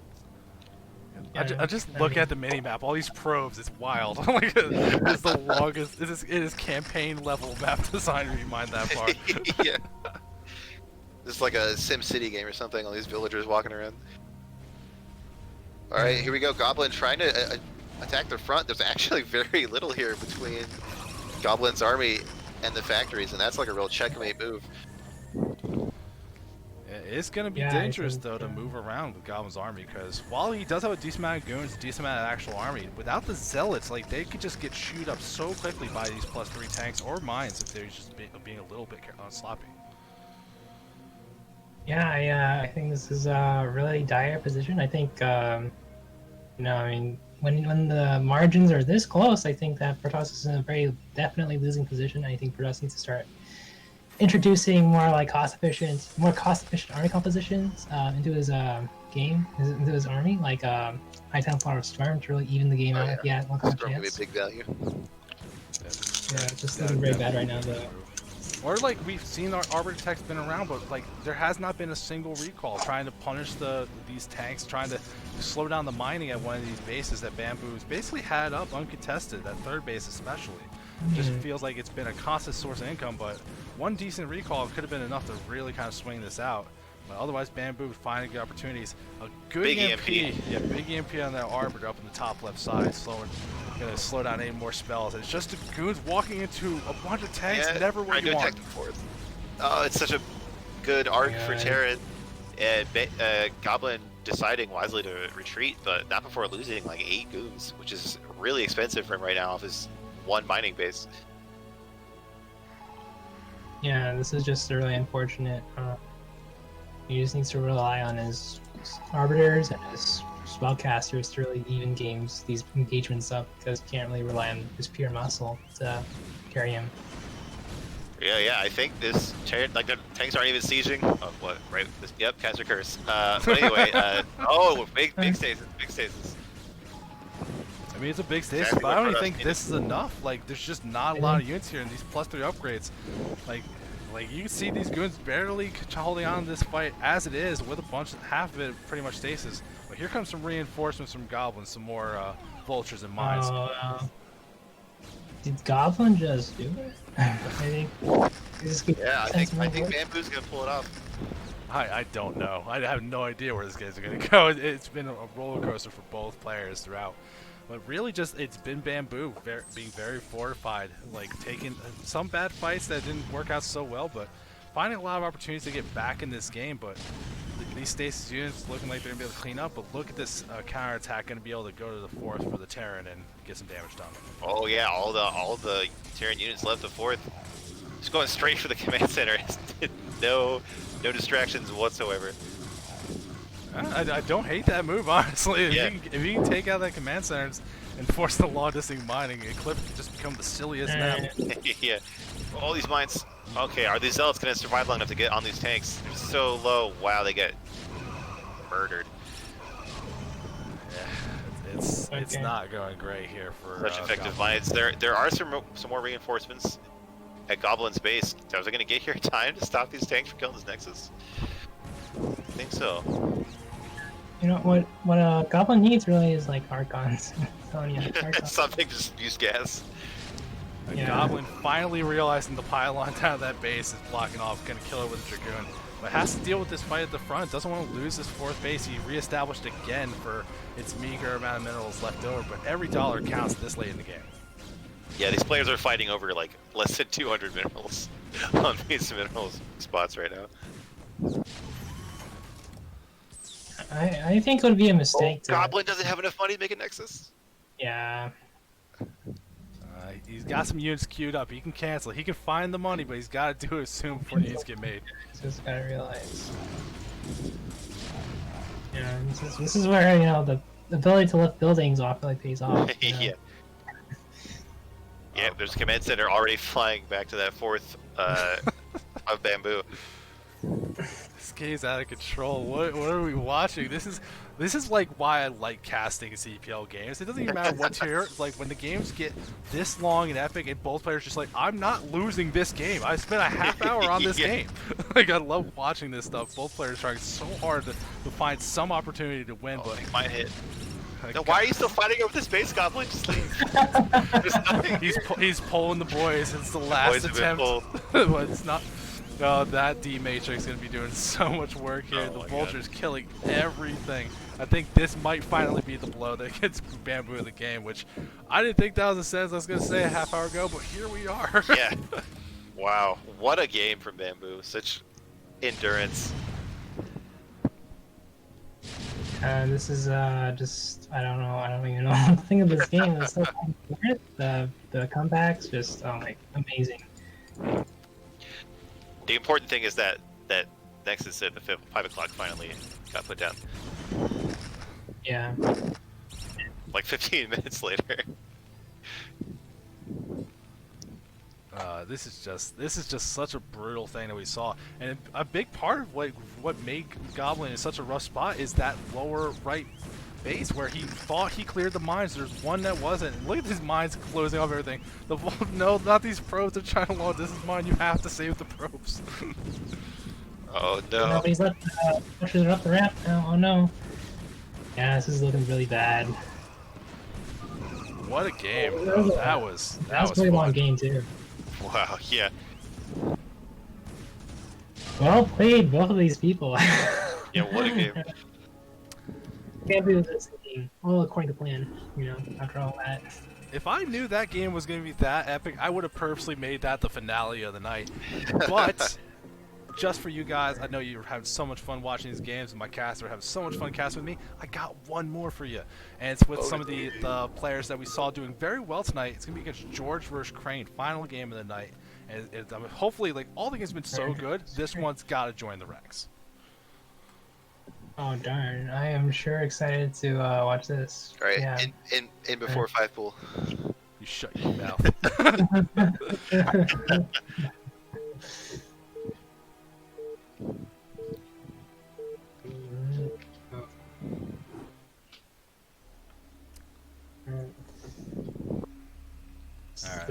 George versus we got George in the top right as our dark green Zerg versus DM Green, our yellow Protoss.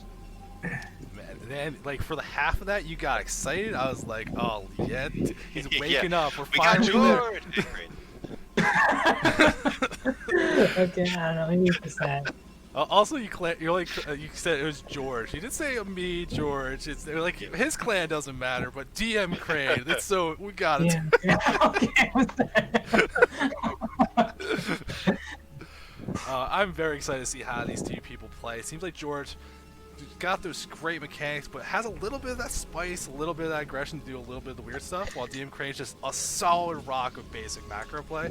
I'm excited to see how the styles are going to clash for this one. The final game of the night. Oh, it's been a great ride. Yeah, this has been a good night of games. Yeah, this has truly been exceptional. I mean, I wouldn't know this is my first time casting. But I watched a couple of CPL matches, but yeah, this is a pretty good game. So. Oh man, we got the TY. I guess it's good seal of approval. There we go. Yeah, I'll take it. that's okay. I guess it's good. You got some overpull against Protoss, so really typical.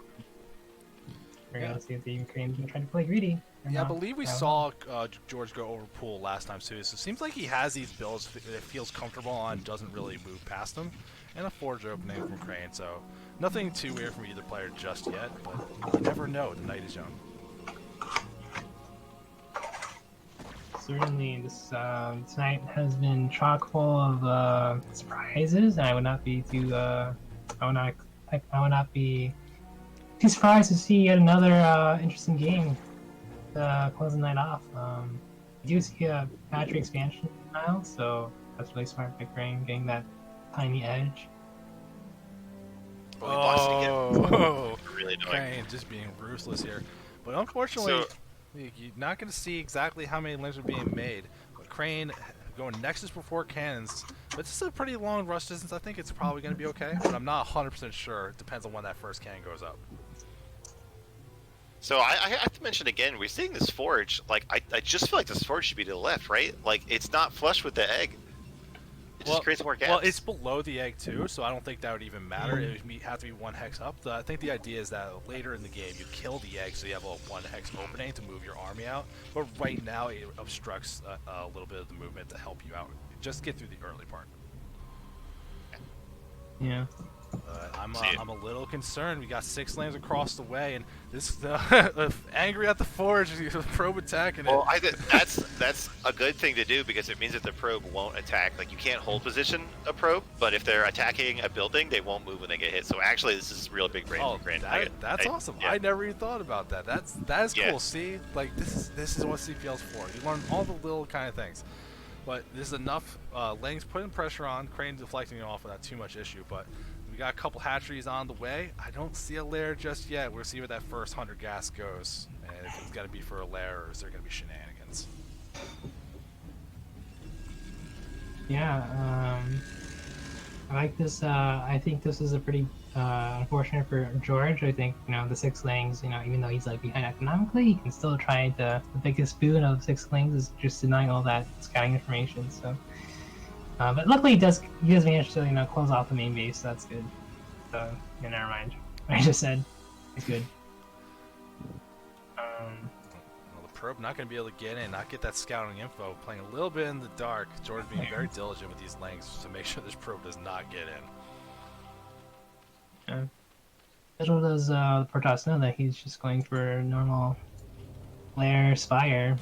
I mean, yeah, go Spire. Who knows? He could be doing something else. He could be doing lurkers, even? I don't know. Well, if we see 3 a hedge Hydra queen.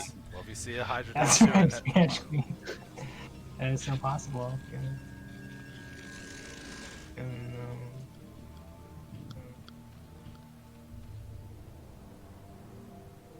Yeah, I don't know. Pro's getting that Stargate, playing very standard build here. this pro really trying to find that opportunity He's to get in. It wants to see something so badly. The lair about to finish though, and since we haven't seen Hydrogen's getting started, and the money's lined up perfectly, there's that Spire going down. But it is a reasonably well-timed Stargate. Should be able to get a Corsair and see what's going on before any weirdness is going to happen. Yeah, both these players like really multitask heavy right now. I mean, DM Crane just trying to muscle his way in with that probe. Meanwhile, he's just doing a really good job of macroing back at home. Got a Stargate already done. It's really good. So I think he's gonna get the first head start on the tag. So he's gonna get all the scouting he wants to do. Perhaps get 1 or 2 overlord kills for his efforts if he's really on point. Yeah, and these 3 Zealots going out. Gonna force a few more lings from George. Yeah. Maybe get a little bit of damage in if they decide to commit to that. I think it'd be really, really cool if DM Crane just like turned around, said psych. Yeah. Looks like he's gonna be really committed there. He's not gonna be scaredy cat about it. I can respect that play. I can respect that grit. Meanwhile, the Corsair is going across the map. Looks like he wants to prioritize the scout. Meanwhile, the Zealots are gonna get the full surround. And yeah, they're just getting picked apart. That was a very unfavorable trade, boosting only like 2 lanes, I think. 2 or 3 lanes. And not the best engagement we saw from the Pro player there. A lot of speed lanes here, though. Gotta be careful. Like, there's definitely an opportunity to try to get through if the Celts are just a little bit out of position. If George finds that opening, we do have the Corsair getting in, seeing everything it needs to see. Knows that Mutas are probably on the way. We got a decent scout knowing what tech has already been made, so should know how to prepare. Yeah, it would be really cool if George, killed off the probe at that, SimCity and just ran flames or something. That would be really cool. But it's we're gonna settle with the Mutalisks here. He is DM Crane, thankfully, because he got his Corsairs so fast. He's not gonna have to deal with any Corsairs dying to any Scourge or something. And okay, here comes George. Picking up the probes. Yeah, find a little opportunity where there isn't cannons, but 3 Corsairs made. They didn't lose any kind of early Scourge, so gets to repel that without too much issue. And making sure these Corsairs don't go down, camping right over the cannons, not trying to get that extra value on the map, just wants to make sure these stay alive. Yeah. I'm a little concerned. Okay, he's gonna get more probes even. Oh, he's not gonna go in. He's gonna go in for the big dive. Oh. But no, it doesn't work out. And Crane with the Corsair micro, but never mind. Okay. A little bit of loop-de-loops there, a little bit back and forth. Neither decided to commit, but I guess George got the short straw in that deal. Not as much damage done as I would have hoped, but I would say he was actually behind because he had very few drones mined as natural. So I think overall I like the Protoss's position better. He has a lot more bounce back capability now that he can stack his Corsairs and do a big attack with his Zealot and stuff. Yeah, if a Zerg player invests that much money into mutas, you want to do like a bit more than that. So it's not like completely over, but it's gonna hurt. Yeah, it's over. Get ripped, alright, get out of here, George. Trying to find a little bit more window. These Corsairs do so much damage to the mutas, melts away half the force immediately. The 2 survivors barely getting away, they barely have any health left over. And you can see the Hydra Den is finished, but Lurker Tech, like, far away. It's just going to be whatever basic units that we're seeing from Zerg, but these Speed Zealots already in the mix. This is really painful to see, but I think that Zerg can still hang on. Those overlords are going to go down. Yeah. Actually, the Hydra's actually just popping out just in time. Wow. Nice save. Yeah, a good defense doesn't lose too much, and we actually saw while the Mutas were putting the pressure on, George got a lot of drones in. The worker count fairly even between these 2 players, so I think, like, even though the Mutas didn't do a lot of damage, the spot George is in, you gotta feel really comfortable here. Getting a lot of Hydras on the map now. These Corsairs trying to find some Overlords to kill, though. Okay. I am thinking. I want to point out that his +1 upgrade is a little low. Is a little behind, or not behind, but it's a little lower. It's a little slower than the typical 5-hatch fire, like 3-hatch fire into 5-hatch Hydra, because he did go for those Mutalisks. But I do want to mention that George, he's gone. It's already upgraded. His +1 armor. He's going for +1 armor. What? That's crazy. I know. I don't know what's happening. But yeah, I do not agree with this. I do not agree with this choice. But it is interesting nonetheless. Maybe he's going for like some sort of counter attack, some sort of timing attack. I can respect that. I'm just guessing maybe he started the upgrade before the Temple Archives actually completed, which yeah, the Temple Archives is done. Storm has been researched, so that might have been like what we saw from the Terran before. But these Hydras at the front, big Storm's going down, doing a lot of damage, repels that attack for now. Yeah, big Storm, and back at home in the Zerg base, Corsairs are having a field day, just killing as many Overlords as they can. That supply max is going to drop for George. Yeah, there's so many Overlords, I thought it might be okay, but still in the red, and it's going to be some more. Hydra's trying to chase it down, but this is still a lot of Corsairs, and they're starting to take some damage, but nothing too crazy, and Crane's not overextending, losing them in a silly way. Yeah. Nice. I have to admit that I really like Crane's position here. He's going for like 2. Oh, he's going for more Overlords even because 3 Corsairs. Gets another one, a second one, and a third. Wow. This moment right here is why I love getting that +1 air weapons on these Corsairs. Yeah, you can just swing by and just start cleaving your way through these Overlords. You can find lots of spots where there's just not a lot of Hydras, and if you can keep shutting this down, force them to keep respecting it, that the one with 29 health barely manages to get away. Fortunately for Jordan, that one still supply block, but not as bad as it probably could be. Yeah, I mean, it could be worse. He could have lost like all his overlords, except rather than just like have only 2 remaining overlords, you know. But it was anyway. Yeah, I really like that play by DM Crane. You know, he can't. You know, by having... Did you guys see these Zealots and Hydras just like politely walk past each other? Yes, Yeah. I did. The Hydra's walking in. They're gonna start picking Oh up wow, and Templar. he just Big. politely picking up his Templar. Yeah. DM Crane just being very generous, I suppose. But wow, he does manage to save the last Templar, so not all is lost. Well, that's a pretty good situation, though. Losing the Templar, never what you want to do, but a couple Zealots going up. It looked like George was trying to set up to take a 4th base, but those Zealots can shut that down. And of course, they're trying to move their way through again, get some more damage done, see if they can find the pocket of Overlords hiding somewhere, which is right here. Holy crap. If he finds those, that's so bad for George. Oh, he's getting close. Oh no, here it is. He targets the one by itself? Oh man. Oh wow, he just keeps finding these weakened overlords. I just don't know how he does it, but Well, I think they're all weakened. At this point, it feels that Yeah. way. Like, I gotta commend it though, Crane. Like, he's got these Corsairs. They're going crazy. They're all getting lots of kills, tons of damage being done, but there's no overextended, not suiciding them over Hydras just to get some more. Keeps the threat on the map while building that ground army. You saw that supply lead. George was reasonably close earlier. Now Crane up 40. Despite actually still being down in workers. This is wild that George drones this hard and is getting away with it. We have a request to look at the kill counts on the Corsairs. I will take a look.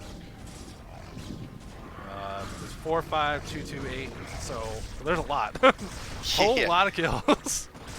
A couple of them were mutas, but now there's lurk attack on here, and I don't see any observers over in this area. Do you? One in production, but not here right now. But still lots of army. These lurkers going to be able to get some big damage done. There's the Hydra is trying to get a good concave. No Templar to storm these out, so actually getting a pretty good fight here for George, but still lots of dragoons in the background. yeah, there's no rivers either, so yeah. Yeah, there's not a healthy observer count yet, and the drone count for George is higher than the probe count. So we've been talking big about all this stuff Crane's been doing, but George is quietly, you know, been keeping himself in this game and building himself up over time. Yeah, okay, George is doing okay. I just lost some Hydras there, but sorry. Yeah, well, yeah, there you go. Okay, I don't mean to like put down George. George is doing a good job. Honestly, look at this. Look at this. His supply is so close to Crane. I think he's just done a good job of just making Zergs, making sure to be on top of a high drone count. And that's kind of like what Zergs gotta do. You know, they gotta take the punches. They gotta take a lot of punches. That drone count just skyrocketed. George just thinks he has an opportunity to make 13 more drones, no units. Screw the units. Getting that 4th base up at the 11 o'clock position as well. So George really settling into a nice macro game, and Crane did a lot of damage, but it seems like it's just not really being enough. George is not wavering from this big mid game that's getting more and more intimidating as we move on. Yeah, Crane not doing quite enough to take advantage of all the damage he did, and George kind of weathering the storm and keeping, keeping the drone count intact, and now he can just rebuild all the losses he had. Yeah, I totally agree. I think Crane needs more and more probes, actually. There's a few more probes, so he does get his 3rd base up. I'm kind of confused. His play doesn't really make it's like a little bit like a little map road play, but I think it's working because he just as long as he spends his money, he is just going to be in a good position to contest the Zerg player and make a big push. He just needs some more High Templar before he moves out though. Seeing another little poke of some Hydras from George, trying to find an opening, or at least just keep Crane pulling back, getting him away so they can't really get that pressure on. Meanwhile, George, like, you just seen this worker count, this economy really helping him settle into a spot where Crane's having trouble getting some stuff, but one KP boy. All these overlords trying to be saved, but there's one at this base. It's going to be enough to stop this from doing any real damage. Yeah. Oh, okay, he at least got one drone. Alright, 2 drones, sick. He's gonna get 3 High Templar. Wow. Wow. So it's just That like I don't really know, hurts. 8 Hydra. That's really good. But yeah, I didn't want to say that the Zerg does not have any hive tech. So it's really like a high call like a I don't know what you call it, a Sauron Zerg. I want to say Sauron Zerg style. So but it's gonna require a lot of good army control to make sure not the hiders don't get too pumped up when the big engagement happens for the storms and whatnot. But yeah, I would like to see some hive tech very soon. What is getting shot? Okay, there's a gateway blocking in the main. It's a little unfortunate, messing up Crane's no. macro. I'm like, why? What? I hear shots. I don't know where they're coming from. A little unfortunate. Now, Yeah. Crane going down here. He's put a zealot to try and sneak in this nexus, but there was a Zergling. You see a bunch of hiders. They're going to punish this attempt from Crane to take a 4th base. Yeah, that was real greedy. So far away from the army or from his other bases. Well, he went in with one zealot and just checked, is anything there? Didn't see there's a Ling off to the right, and then just had the probe following up. So, a little unfortunate. We're seeing some move out from Crane trying to get something done, but there's so many lurkers protecting this 4th base. I don't know how this one's gonna go. And the zealots are in the front too. There's 3 observers, but these lurkers are gonna do so much damage. Yeah, there's nothing really buffering for these lurkers though, which is going to be the real downfall of this defense here. Oh, nice storm on the Hydras. A lot of hiders Oh, coming yeah. up. Templar caught out though. Templar get picked off, but we only see that one juicy storm and not much else. Yeah, this isn't really George's the armor gonna you hold want to have against a bunch of hiders. Just dragoons. Like, this is. Oh, the getting Corsairs whittled are down in fast. danger. Those dragoons just not knowing where to go. Oh, the because- hero Corsairs go down. Oh, that was a tragic Very attack nice from roll Crane. for George. Yeah, that went that from was Crane. awesome, honestly. Yeah. Really nice round. Yeah, that went from Crane being up and supply to now being down 40. George in a great spot and denying that 4th nexus as well, knowing another one's going up on this left side. So George really has control here, and Crane's got to think of something to get out, but being a little bit starved in gas, I just don't know what the move's gonna be. Yeah, I'm looking pretty confident now. The end rushing, I totally agree with that move, and yeah, it's just looking really bad. He does have plus 3 weapons and 2 armor though, the Protoss does, but there's just too much here to overcome to defend against. Yeah, even with some more nice storms. Yeah, Crane has to tap out. Really nice game from George. Yeah, that was a fantastic game. Actually, every game we saw tonight, fantastic from all the players involved.